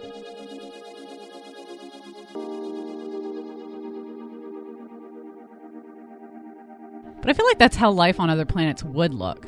Like, you know, like we always got this great idea that there's going to be aliens with big eyes and spherical heads, and they look relatively like us, really. But in all reality, you know, if we were to find life anywhere, I feel like it probably would look more like that. Like, I firmly believe that if there is life outside Earth, it could be standing between you and I, and we wouldn't know. We wouldn't have no clue. I think they mentioned. I get the Clarke books mixed up. Does he mention this novel like This novel has a lot of parallels to 2001. I could see that. I mean, Yeah. whoever is telling, like, the overlord of the overlords, basically, like the being that is telling the overlords what to do, is essentially, you could argue, would be the same force behind the monoliths. Because the monoliths take monkeys and turn them into man, Yeah. and then take man and turn them into the Star Child, Yeah. and just aid in the cultivation of the mind. And that's essentially what... Wow. Yeah. The I don't overlord know of if the I would have put overlords. that together, but Really? that's a really interesting thought. I mean, it's the same thing. You're right. It is the same thing. It's just... It's cultivating the human mind into Exactly. a better, or the best it could be, I guess. And one of my favorite... And like, this is... Should I give away the ending of the entire 2001 series? Because it totally connects. Yeah. Okay, if you don't want to know, just skip ahead like 30 seconds if you don't want to know the ending of the entire 2001 4-book cycle. So at the end of 3001, The Final Odyssey, you learn that the creators of the monoliths realized a long time ago that the most valuable resource in the entire universe is mind, with a capital M. So that's why whoever they are, they seek out the beginnings of potentially beings with minds Yeah. and helps them grow and flourish, and their minds become, bigger and wider and more encompassing. Yeah. More expansive. So they're basically just like ensuring the survival of minds. Yeah. It's like someone's just kind of holding the hand of humanity through evolution so they can evolve into what the mind should really be able to do. And Right. yeah. And let it reach its like ultimate climax, which is, I Exactly. guess, the Star Child. Unless, I don't Yeah. know, maybe there would be something beyond that, but I don't know. So the point is, the overlords of the overlords have, I think, in this novel, recognized the same thing throughout the universe. Makes sense. Yeah. Have basically realized that through a different process than the one in 2001, you can create these like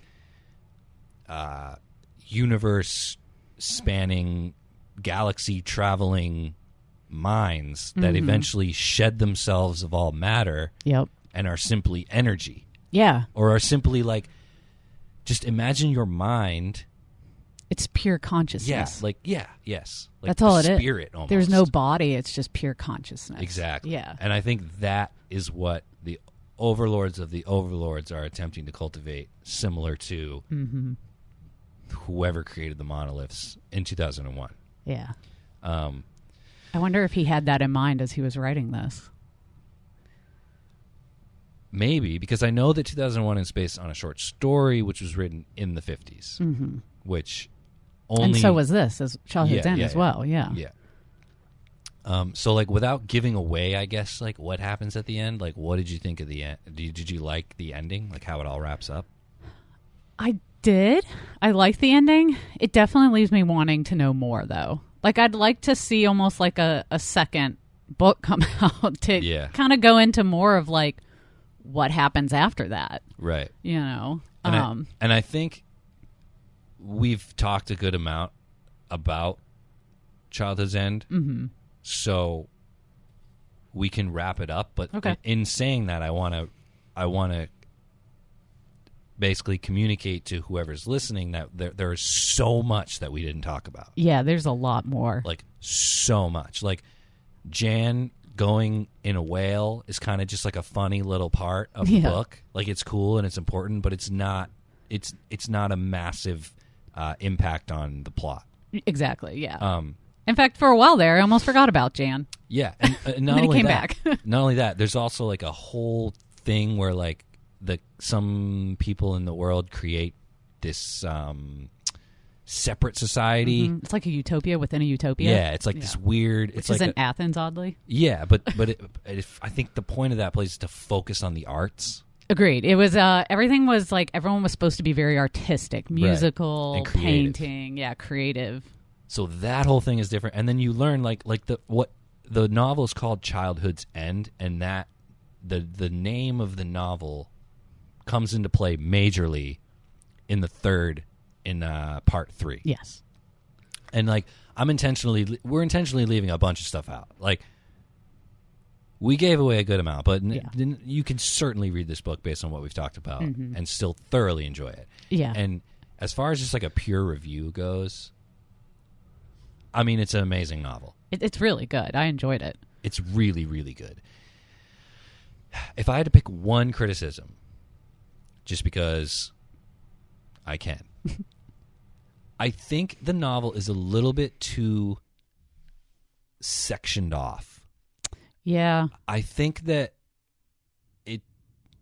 it's like it spends many consecutive chapters with like one group of people, and then when they end, you often never hear from those people again. Yeah, it's kind of You know like what I mean? you don't really. Yeah, it's like a open ended. I think that I think the novel wouldn't necessarily be better, but it would maybe be a little more engaging for like a modern reader if each chapter was like cut in.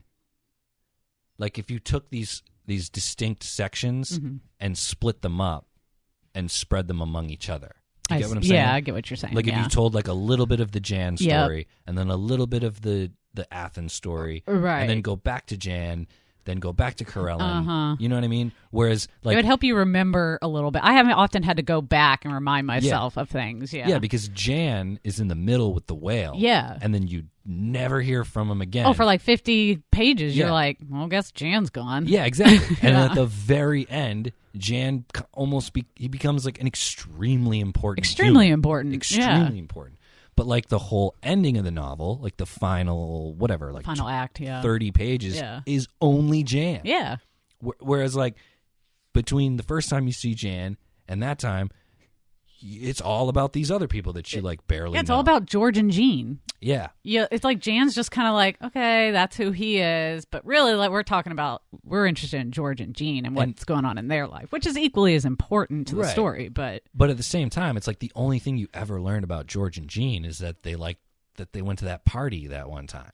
yeah, Which was also its own little uninterrupted section. it is. Yeah. So it's not a massive criticism. No. I just maybe be aware of it if you read it after hearing this podcast. Yeah. We don't need to like defend Clarke. We really don't, No. especially with Childhood's End. Yeah. It's a fantastic novel. It is. It really is. I mean, I would put 2001 above it. Yeah, I would too. I would put Rama above it. I don't see. I think I kind of liked it better than Rama. Really? I mean, I like Rama, but it's different. It's just different. Yeah. You can't really compare them. I mean, Rama is like hard sci-fi. Exactly. Whereas this is like super deep future, like philosophical almost. yeah. Once you get beyond the first chapter, you're in Fantasyland. Yeah. Basically. It's definitely more fantasy than I've ever seen out of Arthur C. Clarke. Now, I haven't read his dolphin books, so I don't know where that goes. That's all. It's very real. Oh, yeah. Real realistic. Total realism. I could see that. Dolphins. Apparently, he really nerded out on some dolphins in the Dude, day. Clarke loved the ocean, I think, like just barely almost as much as space. I mean, it's exactly the same. It's like the one frontier that really we don't know a lot about, even still in Right. 2021.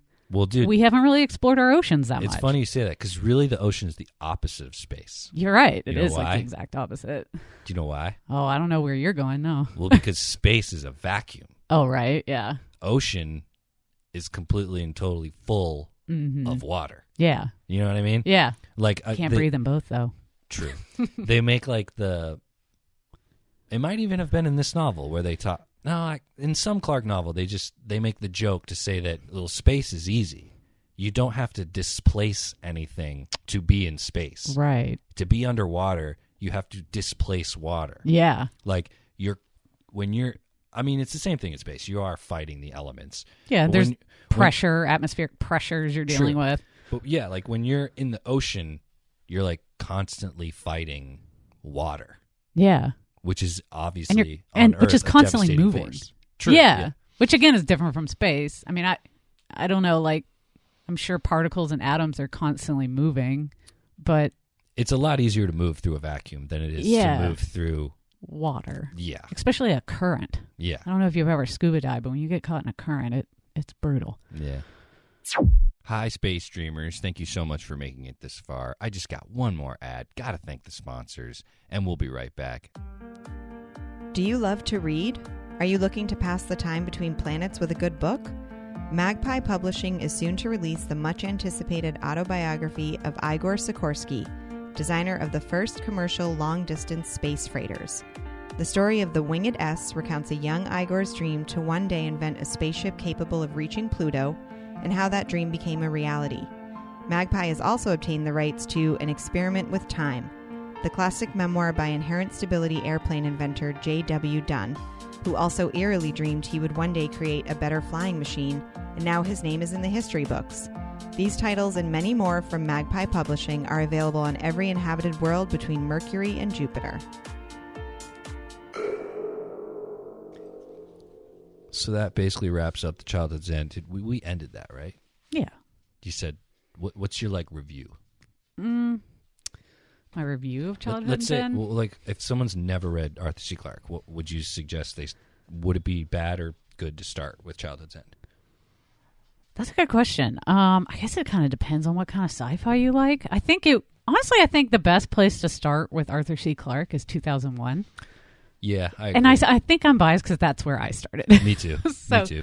But like that's like I feel like that's kind of the same with a lot of authors. Is that like you start with their most popular work and then you kind of dig back into it if you like them. One thing I think that is kind of interesting is I personally I struggle when I want to explain to a friend or a person about Arthur C. Clarke's writing and why he's great. Mm-hmm. I find it difficult. Yeah, I find there's no one to really compare it to. Yeah, that's a good point. I really feel like his novels are kind of their own genre. I mean, yeah, it's science fiction. Mm-hmm. It's space science fiction. It's hard space science fiction. Mm-hmm. But even then, he has his own style. Yeah. So then, but then at the same time, I haven't even gotten to my point yet. Childhood's End is not like his other novels. Yet, it's not like anything else. Mm-mm. It's almost like he writes in his own genre that he kind of created. Yep. And then when he leaves that genre with just one novel, he creates a whole other genre. Yeah, and he does it so well. Yeah, that's what's so amazing. So you could start with Childhood's End. I think you would have a definitely different perspective of him as an author. Yeah. You know, and then once you read some of his other stuff, you'd be like, oh, this is like totally different. Yeah, you know? it's a lot less technical. Childhood's End, it's more about philosophy, like you said, and less about the technical side of sci-fi. Mm-hmm. But both, in my opinion, are equally fascinating. So Agreed.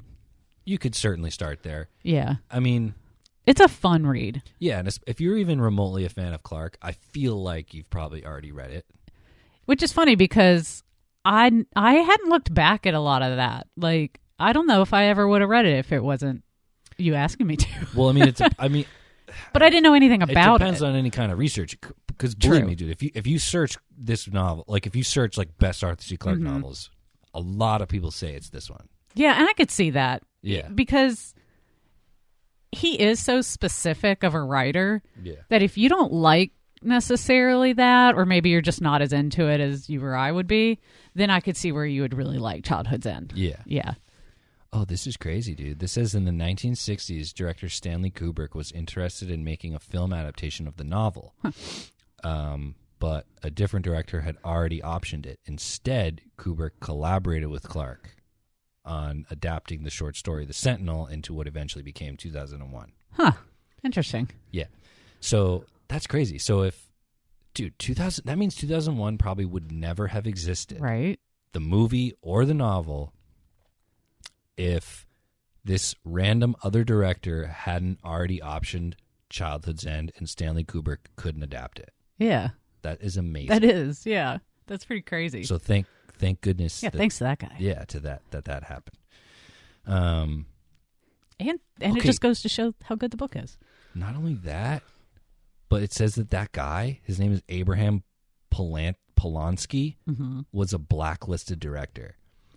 So this is in the 50s. What is he, Oh, communist? the 60s. Yeah, so he must have been like marked as a communist. Yeah. And it's interesting because there are some parallels to that time period in Childhood's End. Mm-hmm. Because, Yeah. oh, dude, that's another thing. I feel like Clarke certainly describes the utopia that they create is definitely a form of either socialism or Yes. communism. Yeah. And it is kind of interesting the time period that he wrote this in. Yeah. You almost I have to wonder if he wonder, got in some trouble over that. You have to wonder if maybe he was a socialist Yeah, maybe. or a communist. Yeah, maybe. I honestly don't know.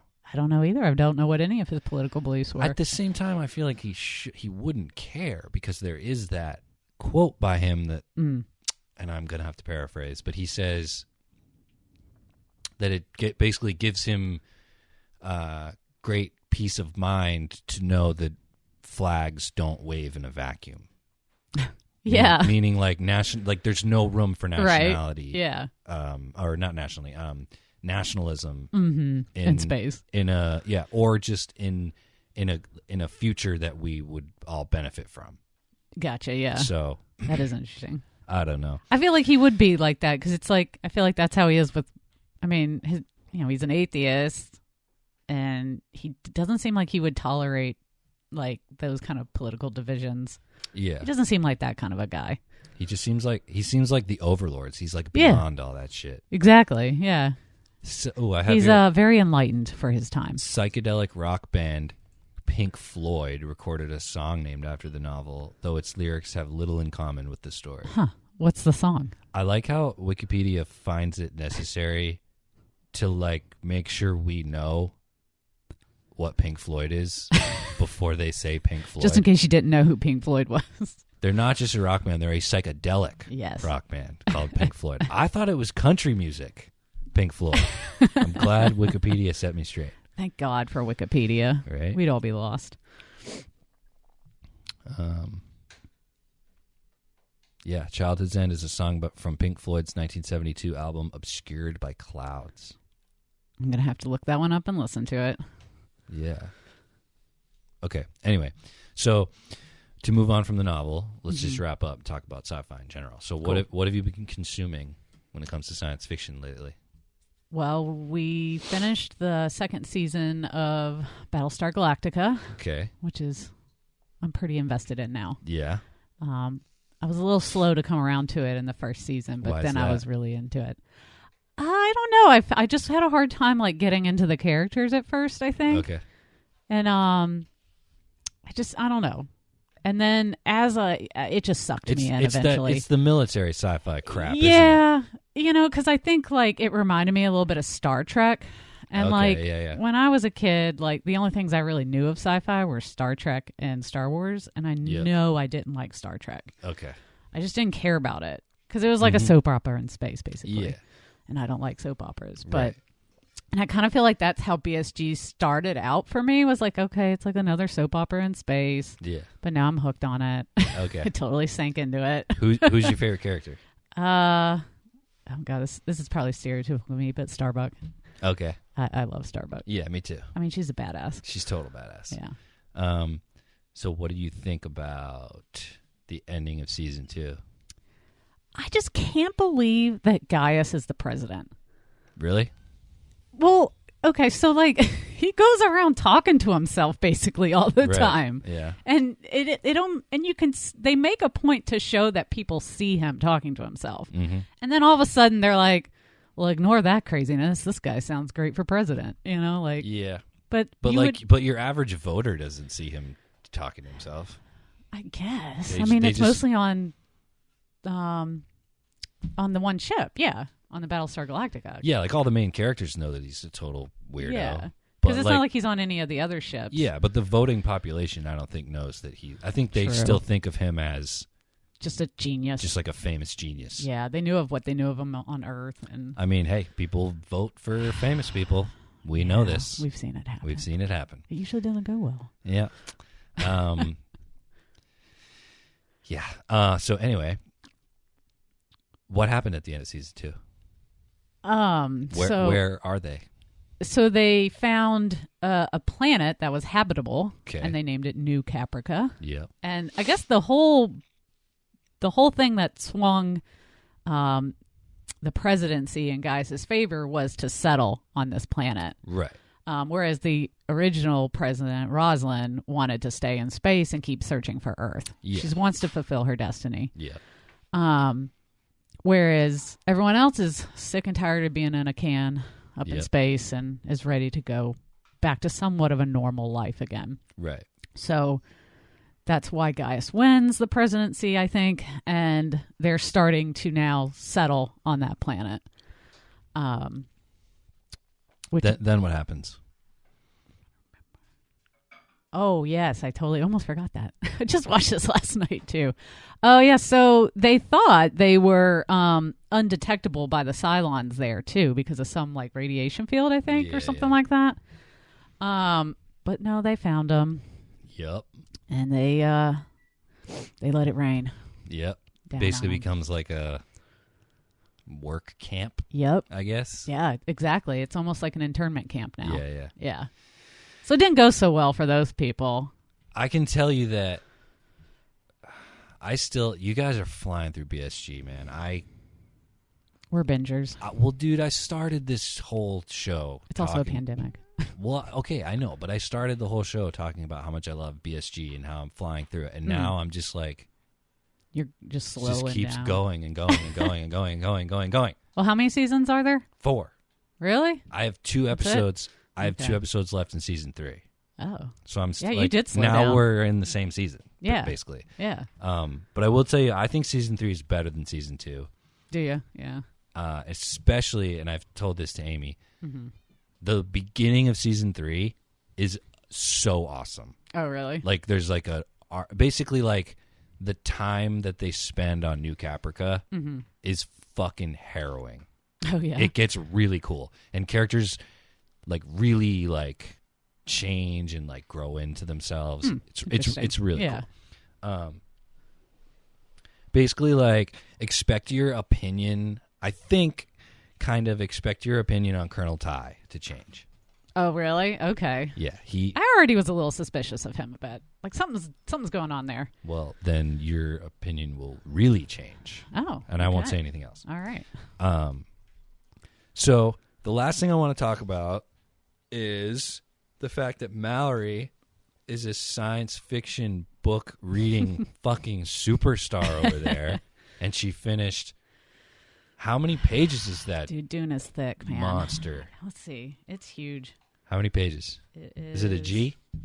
Well, there's a huge appendix at the end, which is actually pretty cool because it there's a lot of verbiage that you're just like, what the hell are they talking about that they don't explain? And you can basically look it up in the glossary. Nice. The fact that novel needs a fucking glossary is right? why I've never read it. Yeah, I could see that.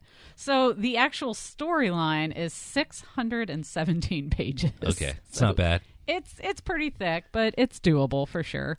Why did you read it?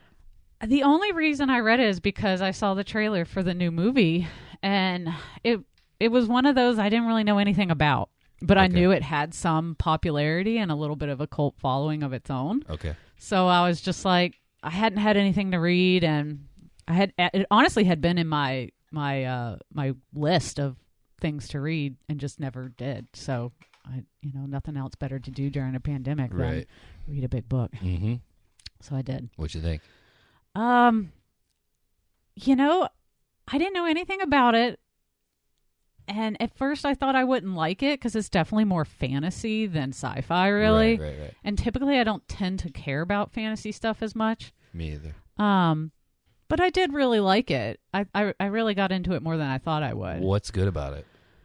Again, I think it follows that same hero's journey philosophy again. Okay. Again, another reason to touch on Joseph Campbell because it's kind of, you got your main character, Paul, who you meet as a young man. I think he's only like 15. His He's name's a Paul? child. Yeah. His name's Paul Atreides. Okay, hold on. We got to back it up here. Okay. Does Earth exist in this novel? No. So This is a totally different like galaxy, different planets. okay. You're in a whole different world, basically. we're dealing with humans? They are humans. Okay. But there are other creatures, I guess. Okay. But Races? they're not. Yeah, but they're Okay. really not that important. Okay. But yeah, he lives on a planet called Caladan, Okay. I believe. And his father is the Duke. His name is Duke Leto.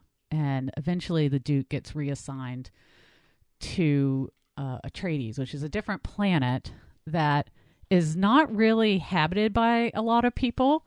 And it has on it spice. So this whole galaxy universe world revolves around this spice. It basically powers everything, it sounds like. It's a food source. And it also is like a drug in a certain way as well. So the spice holds a pretty importance. So there's a mining mission on that planet. And another group called the Harkonians are trying to take over that place. So it's basically a fight over who controls this planet that has all these resources they want. Got it. Okay, so they go there. I don't know how much you want me to go into it. Well, just what I want you to tell me about what excites you about the novel. Like, what is interesting? I think it's really cool because, like, his mom, who, and I'm probably going to butcher the pronunciation of this, it's called a Bien Gesserit, which is like it's only women. Okay. At that point, it's only women. And they possess like this higher consciousness, this higher sense of being. They like have almost powers in that way.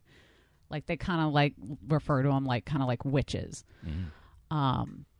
So the whole beginning of the book is like he's being groomed to not only be the next Duke and also like a fighter, but he's also being trained as one of these Bien Gesserits. So it's a lot of this like mindfulness practice and like learning to be able to like have this sense of intuition about things. Okay. Which then kind of goes into like the story of why he's so important. So there's there's a story, there's a legend in the Bien Gesserits that and again I'll probably butcher this too, the name of it, something Hadawash or something like that. Okay. So it's the male version of that. Oh, okay. There's a legend that there's a male version of these people that will come to be at one day and basically, I don't know, save them from something. He's like the chosen one. Yeah, he's the chosen one. So in the beginning, the Reverend Mother, who's like one of the lead ladies of the Bien Gesserits, comes and tests him. So he makes him put his hand in this box, and he feels the most immense pain he's ever felt in his entire life. And most people so she tells him, if you remove your hand, the box will crush it. Okay. So he doesn't remove his hand. So he doesn't want his hand to be crushed, obviously. So he's able to withstand it for several seconds. And so basically that tells her, oh, he's the chosen one. Okay. Okay. So it kind of goes from there. He goes on to this new planet where then basically the Harkonians kill his father and are trying to take over. And he hides in the desert with his mother. Spoiler alert! In case this shit is in the book or in the movie that's coming out soon. It definitely is. Continue. So then it just goes on to he then meets a group of people called the Fremen that are the people that live there. They're kind of like the natives of that planet. And most people think that they're like nothing that special about them. Maybe they're not very intelligent. Savages. Yeah, like savages. But really, they know the desert better than anything. And there's these worms. Yeah. that, Is the whole planet a desert? yes, Where does the spice come from? the desert, deep in the desert. So like they dig Underground? down and mine. Yeah. And it's like kind of down in the How sand big is the somewhere. planet? I don't know. When I hear about sci-fi like this, man, I just think like there's got to be an easier way to deal with this shit. Like, why don't they just like, look, what is spice? What is it? Is it like a rock? Is it like a dust? I think it's like a dust. They kind of almost say, like, they almost describe it like cinnamon. Like, So they does even it- at one point say it's like cinnamon. where do the worms come in? So they're on that planet, and basically you learn that the worms, like, have this symbiosis with the spice. So I guess that's why they're there. They're kind of like guardians of the spice. Like, they can hear and sense movement that's rhythmic. So if they hear footsteps walking, they'll come and attack. Or if they hear a motor from a spacecraft, they'll come attack it. Okay. So I guess they're kind of the defenders of the planet in that sense. But like, is all this supposed to be natural, or is it there by it's natural. Okay, so Yeah. it's just It's just there. It is. I guess at some point they realized that Like the it- spice could be used for literally everything. but it like evolutionarily came to be. It's not like a creator Right. intentionally No. put the worms there no, to no, protect no. the Yeah, spice. They were already there. Okay. Yeah. I guess you could say they would be the true Natives. first natives. Okay, yeah. okay. So he ends up joining these group of natives and learning their ways, and they teach him all about how to be in the desert and survive in the desert. And then I'm not going to spoil the end. So. Okay. But basically he becomes like, he goes by a different name when he meets them because they also know the legend. So they, and again, think it's him. So everyone thinks it's him. He's starting to think that he might be it, but he's not. He doesn't really know because his mother kind of shielded him from that. Wait, She hold didn't on. really tell What him. will being the one do? I don't know. Just fulfill some whatever legend they have. Is there like an end goal in this novel? Like, I guess it's like. I guess it's just that they that he just becomes the one in charge, like, and maybe saves this planet from destruction. Maybe how's it going to be destroyed? I guess from just mining it, and I But don't know. but the they greed. need the spice, right? Yeah, So how are they going to I'm get? not the really spice? sure why. To be honest with you, Oh, okay. I don't know if I really thought too into it, but they don't really go into why it's so important. I guess, but that he is supposed to be this legend. So since you're not going to give it away, does it have like a good, satisfying ending? Yeah. In fact, the movie that David Lynch originally created doesn't really do the end. Like, it's different. Okay. Like, everything in that movie is pretty spot on to the book until the end. And then it's like he left out this huge chunk. Okay. But it's so freaking long. I mean, you kind of had to. Yeah, I was going to say, I can't imagine that it would be super faithful if it's that long. Yeah. I mean, But, I mean, there's so much that went on in this book. And I'm sure someone who's, like, a huge fan of it is probably like, you're butchering it. whatever. You know, or Yeah. like, there is a point. But, Right, like, right. I don't fucking know. So, What do you think's better, Dune or Childhood's End? Childhood's End, I think I liked better. Okay. Yeah. But it's almost like we both kind of, I feel like, thought that Childhood's End maybe would benefit from being as long as Dune. Yeah, I could see how, like, you could stretch it out a lot further. Yeah, I agree. And it would satisfy you a little bit more, I think, too. Yeah, Yeah. And like you said, like, the outline would be a little different. yeah. So what did you think of the movie? It kind of sucked. The acting was terrible, in my opinion, and it was just really weird. Okay. But, I mean, the book's kind of weird. Yeah, and I mean that's just what's going to happen. Yeah. If you hire David Lynch to Right. direct your sci-fi Yeah. movie, I mean, it wasn't horrible. It wasn't trash, you know, but, like, it's an old movie. were the scenes with the worms cool? They actually were pretty cool. I thought they did a good job with the worms. I Nice. kind of thought it was going to look ridiculous, but I Yeah. thought they did a pretty good job with it. I'm sure the new one, when it comes out, are going to be awesome. I bet it's going to be incredible. In fact, just watching the trailer, I was just excited about Yeah. it because it just looked good. It looks Yeah. like a good action movie, Hell you know? yeah. So, but yeah, the David Lynch version, It's just I could see how if someone watched it and never read the book that they'd be like, I am never reading that book. Yeah. It is weird. So, have you ever heard of a documentary called Jodorowsky's Dune? No, not at all. So this movie, I don't know all the details, but what I do know is sufficient to get me interested in it. So I would assume it would for you and anyone listening. Dune was originally going to be adapted by a director whose last name is Jodorowsky. Okay.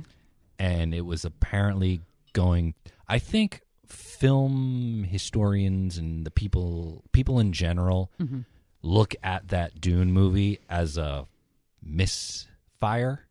Okay. Like it didn't quite get it. Cool that David Lynch, this weird auteur, made this sci-fi movie, but like it didn't really satisfy the right people. I can definitely see that. So this Jodorowsky guy apparently had the whole movie planned out. He had everything in place, and then it got the axe. Really? So this documentary is just about that. Interesting. And although the movie will never get made by Jodorowsky, I think what the documentary attempts to do is show you how fucking incredible this Dune version was going to be, even back then in the 80s. And then it fell late short. 70s, and then it just didn't happen. Where can you find this documentary?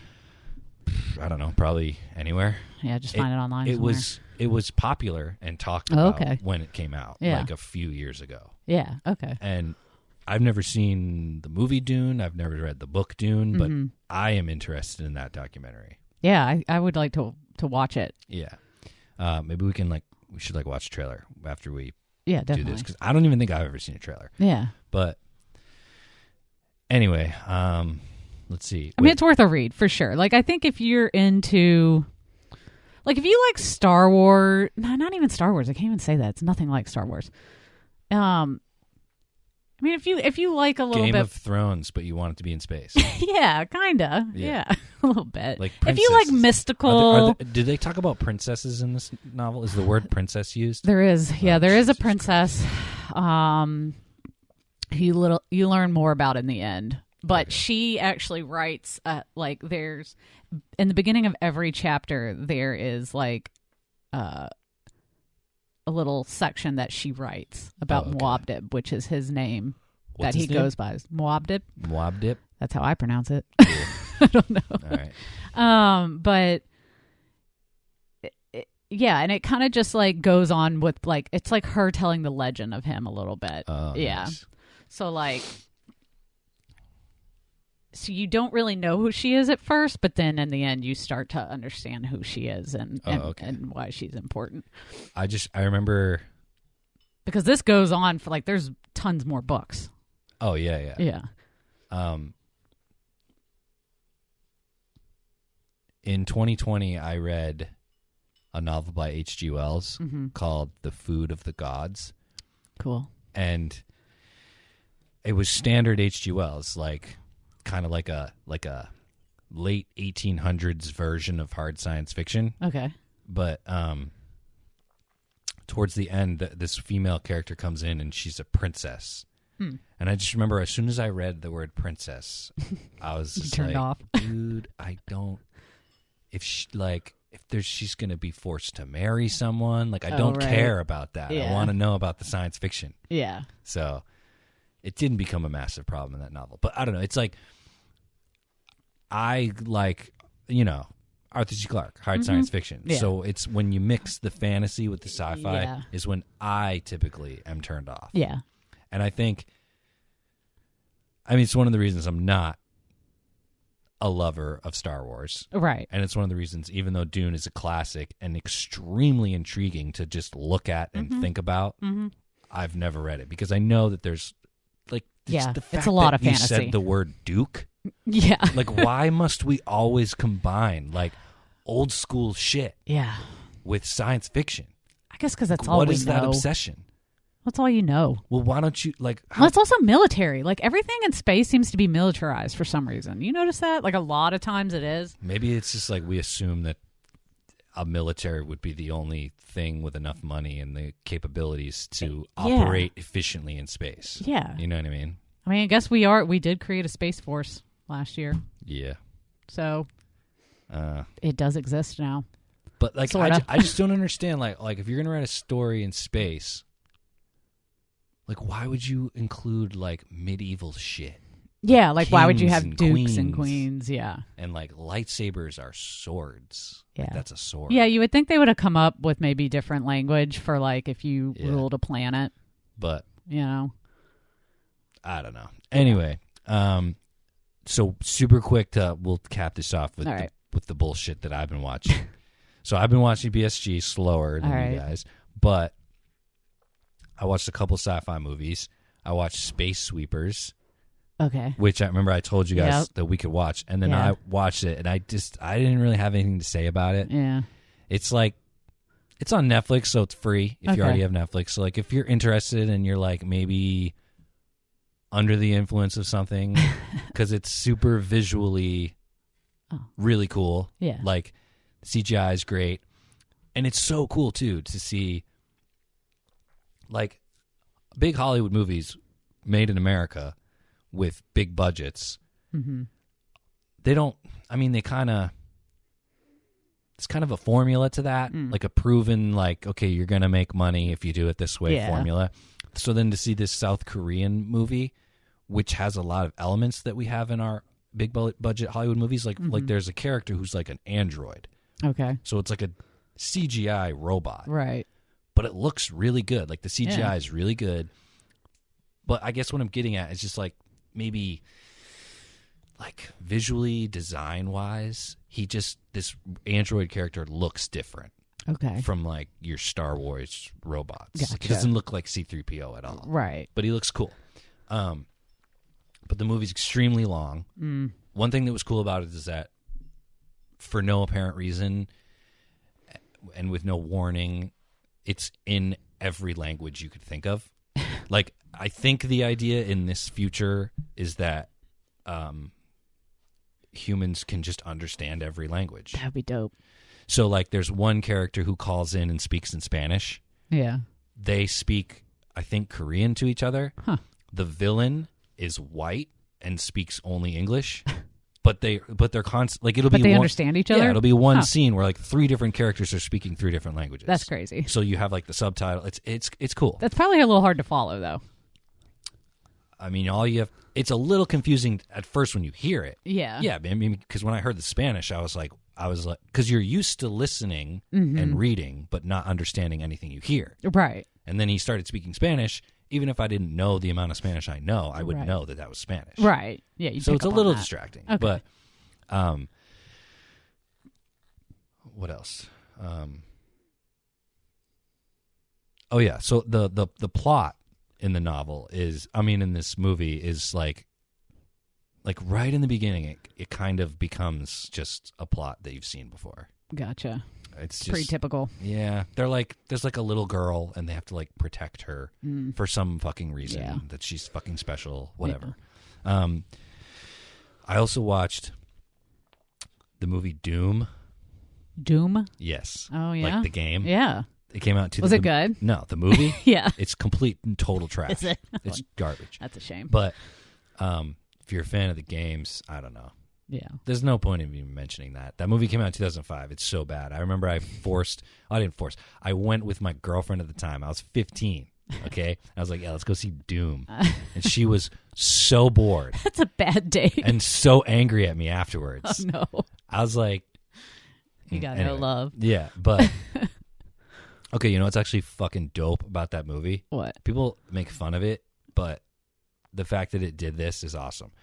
There is a solid about 5-minute scene at the end, totally unbroken first-person shooter scene. Really? Where you see the gun, like it looks like a first-person shooter. Yeah. And it is so cool. That's and cool. Even though it's old now, 2005, Right. it still looks really good. That's cool. It's very, very cool. Yeah. And the last thing I guess I'll mention, and I think you guys should watch it because it's just fun Uh-huh. and it's sci-fi, is a movie called Lockout. Okay. And this movie came out, I think, in 2016. I remember when it came out. And I feel like there was this time when I was in college where a lot of movies, a lot of sci-fi space movies came out that were always, they always depicted like spaceships as like run down and gross. Yeah. And just like this, like an industrial feel to space travel. And they always, I felt, they were always like connected to Earth in some way. Yeah. So in Lockout, you don't see that much of like Earth, but it exists in a world where a prison is an orbiting space station. Oh, yeah, neat. So the film is about, but the reason it's confusing is because they never show, like, I don't know how far in the future it takes place. Right. I don't know what else is futuristic. Gotcha. In the movie. Yeah. But basically the president's daughter is there to look into the negative effects of cryosleep. Okay. So the prisoners are asleep. They're the test bunnies. Well, yeah, right? All right. So that's not cool. it's not like a prison that happens to be orbiting. Right. It's a bunch of people who happen to be prisoners who are in cryosleep, orbiting, serving out their time. Right. It's basically a giant lab in the sky. Basically, yeah. So the president's daughter is there, and her whole point of being in there is kind of to like investigate this, where they're having issues that the prisoners are coming out of cryosleep like all messed up somehow. And what happens is, and I can't even remember exactly how what sparks it, but so she's there to interview a prisoner, and so one prisoner gets taken out of cryosleep to have this interview. Just for the interview? Yeah. Okay. And then he somehow takes her hostage, and then he wakes everyone up. Didn't see that coming. And so then, right, if the president's daughter is ever doing anything right in a movie, she's gonna get kidnapped. She totally. So then the whole movie is, so then they get Guy Pearce. Nice. Is the main character, and he is like this badass mercenary dude. He's like ripped in it, and he gets sent in just to save her. I mean, it's your standard hostage situation, badass mercenary guy movie, but happens to be in space with like, there's like a scene where he's like in the this like column that like generates the gravity. So it's like this one little area where you float, and he's like, I don't know, it's like your standard action movie, but you have like science fiction concepts thrown in. It's kind of cool. But the one prisoner who initiates the whole thing that she interviews, I've never seen this actor before. He's such a great performance. Oh, really? He just plays crazy like so well. You gotta love like unknown actors that just play those roles so well. Exactly. This dude is really like, and it's one of those things. At first, I hated him, but then I realized, well, you're supposed to. Yeah. Like, I didn't like when he was on screen in the beginning, but then I was like, oh well, it's his character. Yeah, he's supposed to rub you the wrong way. Exactly. Yeah. But the one thing it's not a great movie really by any means. It's fun to watch, and Guy Pearce, Guy Pearce is a great actor. Like, I enjoy watching him in movies, and he puts in a good performance. But it's a little like I like his character, but I don't really like how it fits into the story. He's very like nonchalant about everything that's going on, and like he's a dick to the president's daughter that he's saving. You know, he's like, you know, that attitude of like, you know, like, I don't want to be here. Like, just fucking come with me. Do what I tell you to do. Yeah, blah, this blah, is blah. just a job. Yeah, exactly. Yeah. But I don't know. It was a little off-putting. I mean, I like Guy Pearce, so I like watching him. But his character was like a little. I don't think the tone worked as well as they were going for. Gotcha. But I don't know. It has Peter Stormare in it, which is never a bad thing. Dude's the man. You know who that is? No. He's like, what would Mallory know Peter Stormare from? Prison Break. He's in Prison Break. Is he the main guy in Prison Break? No, he's not. He's old. He's old, and he's an from old guy? Scandinavian. He was in something else too. He's in so many things. Oh, really? Have you seen what's the Constantine? Mm-mm. You never seen Constantine? I have. See, I don't even fucking remember. No, he plays the devil. Oh yeah, the devil. Sorry. He's a great actor Okay, of Scandinavian descent. gotcha. He's in The Lost World. He's in the second. Oh, he's on the Lost World. Do you remember the? Okay, I think I know who you're talking he's about. the one now. who gets killed by the copies, the Okay. compies, the little green ones. Yeah. Remember Okay, that guy? I know who you're talking about Okay. now. That's all you had to say. Okay, It's Jurassic he's Park. in it. Yep, that's who I Yeah. was picturing. He's an amazing actor. Okay. So, anyway,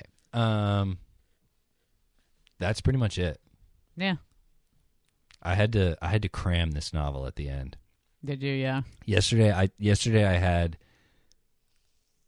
I think I woke up with 110 pages left to read, Oh wow. and I read 80 yesterday, and then I just had the final 30 this morning. Wow. Yeah, Yeah. you did bust that one out quick. Yeah, I mean, this one's so much more involved and like complex than the first three Yeah. that it's just you can't just like fly through it No. if you really want to comprehend it, Yeah. you know? Yeah. So it took me longer throughout the week, and then at the end, obviously, I had to cram. Right. But I don't know. It's a slightly different experience from reading the other more like simple It going to definitely the is. moon novels. Yeah. Like I could see myself reading that one twice.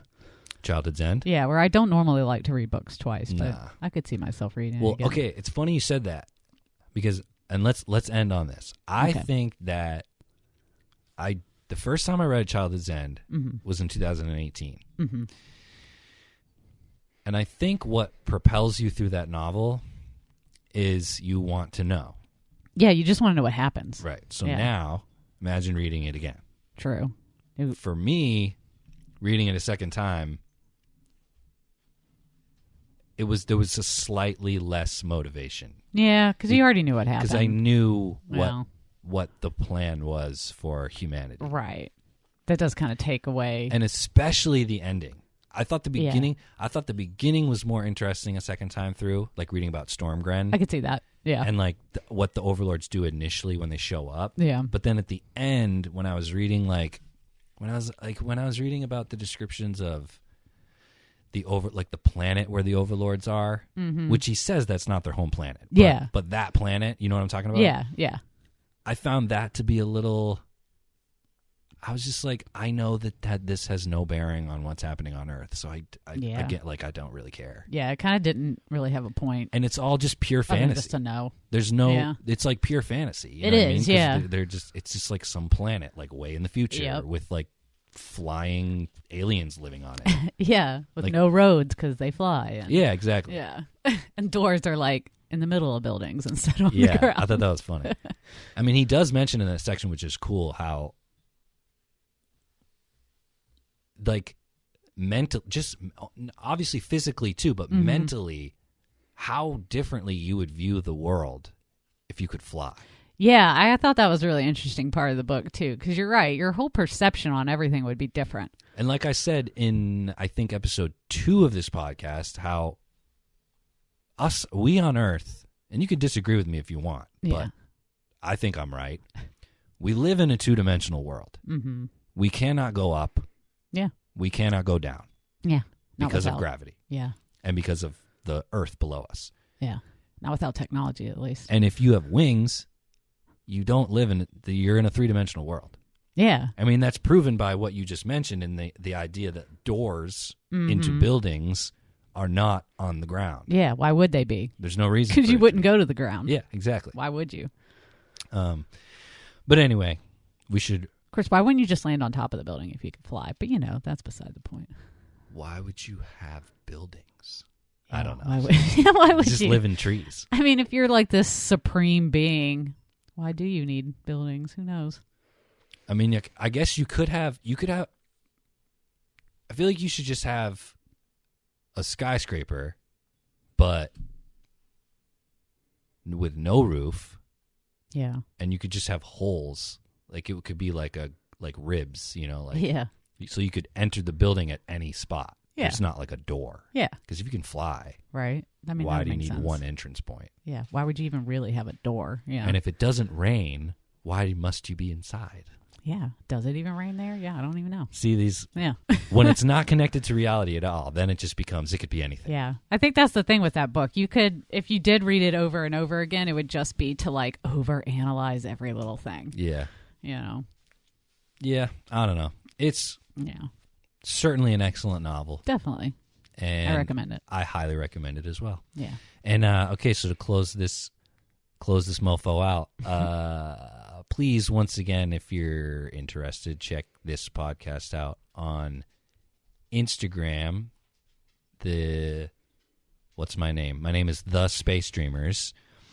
Check out The Space Dreamers on Instagram. You can direct message me and we can talk about science fiction, or you can give me a suggestion. Like literally, if you heard me talking now and you go on Instagram and you say, I think you should read this book for the podcast, or I think you should watch this movie for the podcast, and I don't know you, I will do that. Yeah. Like the fact that you reached out, I don't care what it is. You want me to read Tuck Everlasting and watch the movie? I will. Yeah. Trust me, he'll do it. I've read that book. I've watched that movie. Not really worth my time. But if I erased them from memory and you told me to read them and watch them, I would do it. So, anyway, that's it. Join us next time. Oh, yeah, next time is a bonus episode. We have to talk about this. Bonus episode coming up. Episode 5 is not going to be about a novel. Episode 5, we're going to talk strictly about Sci-Fi Channel's recent adaptation of Childhood's End, which is a 3-part miniseries, which is, I believe, is about 4 hours long, and we're going to be watching it, and we're going to be talking about what we think about it, and also how it compares to the novel. So next episode, we're just talking about an adaptation. No books. Nice. But the one after that will be Earthlight. So y'all listening, go read Earthlight so you know what we're talking about in 2 weeks. All right. That's it. Thank you for listening. Bye-bye. So say we all. So say we all. So that about wraps it up, folks. Episode 4 is in the books. We're talking about, we just talked about Childhood's End. If you're listening to this and you're a Clarke fan, you've probably read Childhood's End. I would assume. I'm not really sure. But it's a great novel. It kind of sticks out in Clarke's bibliography. It's light on the hard science fiction, heavy on the philosophy, which I appreciate. You can only read about the intricacies of how non-existent spaceships work for so long before you just want to hear a little philosophizing. I mixed that word up. Anyway, thank you so much for joining me. I, right now, need to thank everyone who's involved with this, because it's definitely not just me. First and foremost, got to thank Mallory for joining me on the show today and agreeing to read the book, Childhood's End, with me and discussing it. So thank you, Mallory, for joining me and listening to my mad ravings about Doom, Lockout, and all other kinds of bad sci-fi movies that we love to hate. Also, gotta give a huge shout out to Kevin Lesage for going above and beyond and making all the music you hear in this podcast. It's fucking incredible. I like it. I hope one day to make a soundtrack album of it. That would be cool. What else? Thank you so much to Heather for performing my ads. She's great. Huge thank you to my man, Quinlan Orleans Akins, for doing the voiceovers, for reading all the little snippets from the books. I love because Quinlan doesn't read the book, so then when I meet up with him and we're about to record, Quinlan's got all these ideas about like what's going on in these novels.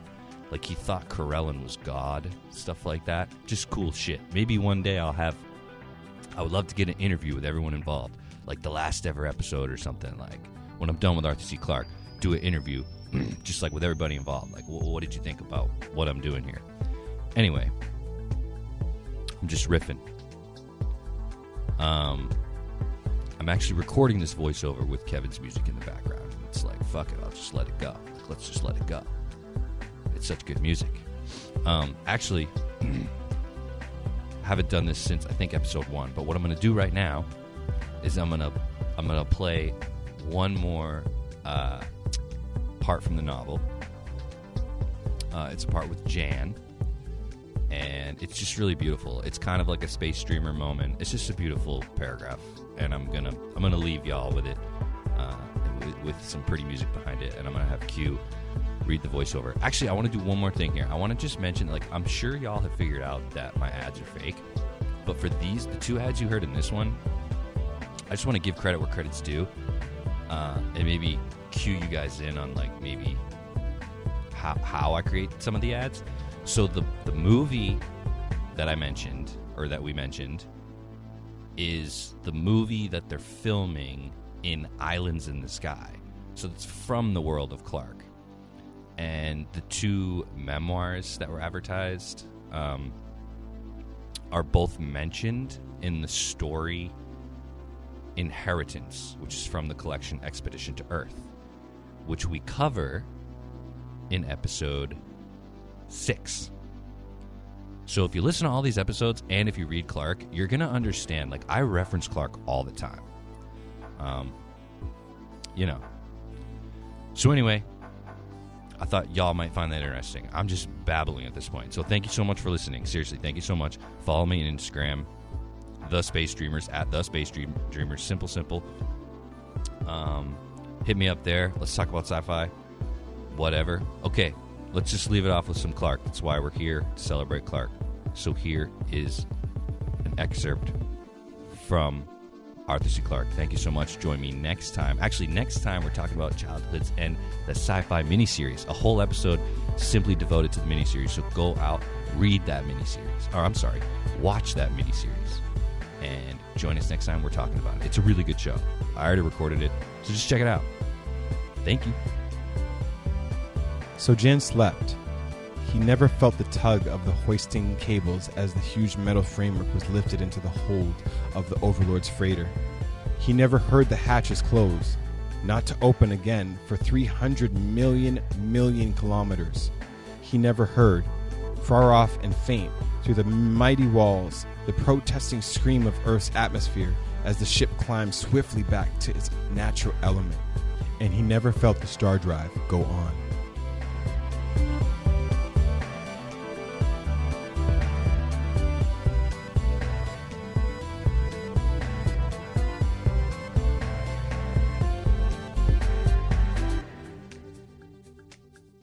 This has been a Su Madre production. Thank you for joining us.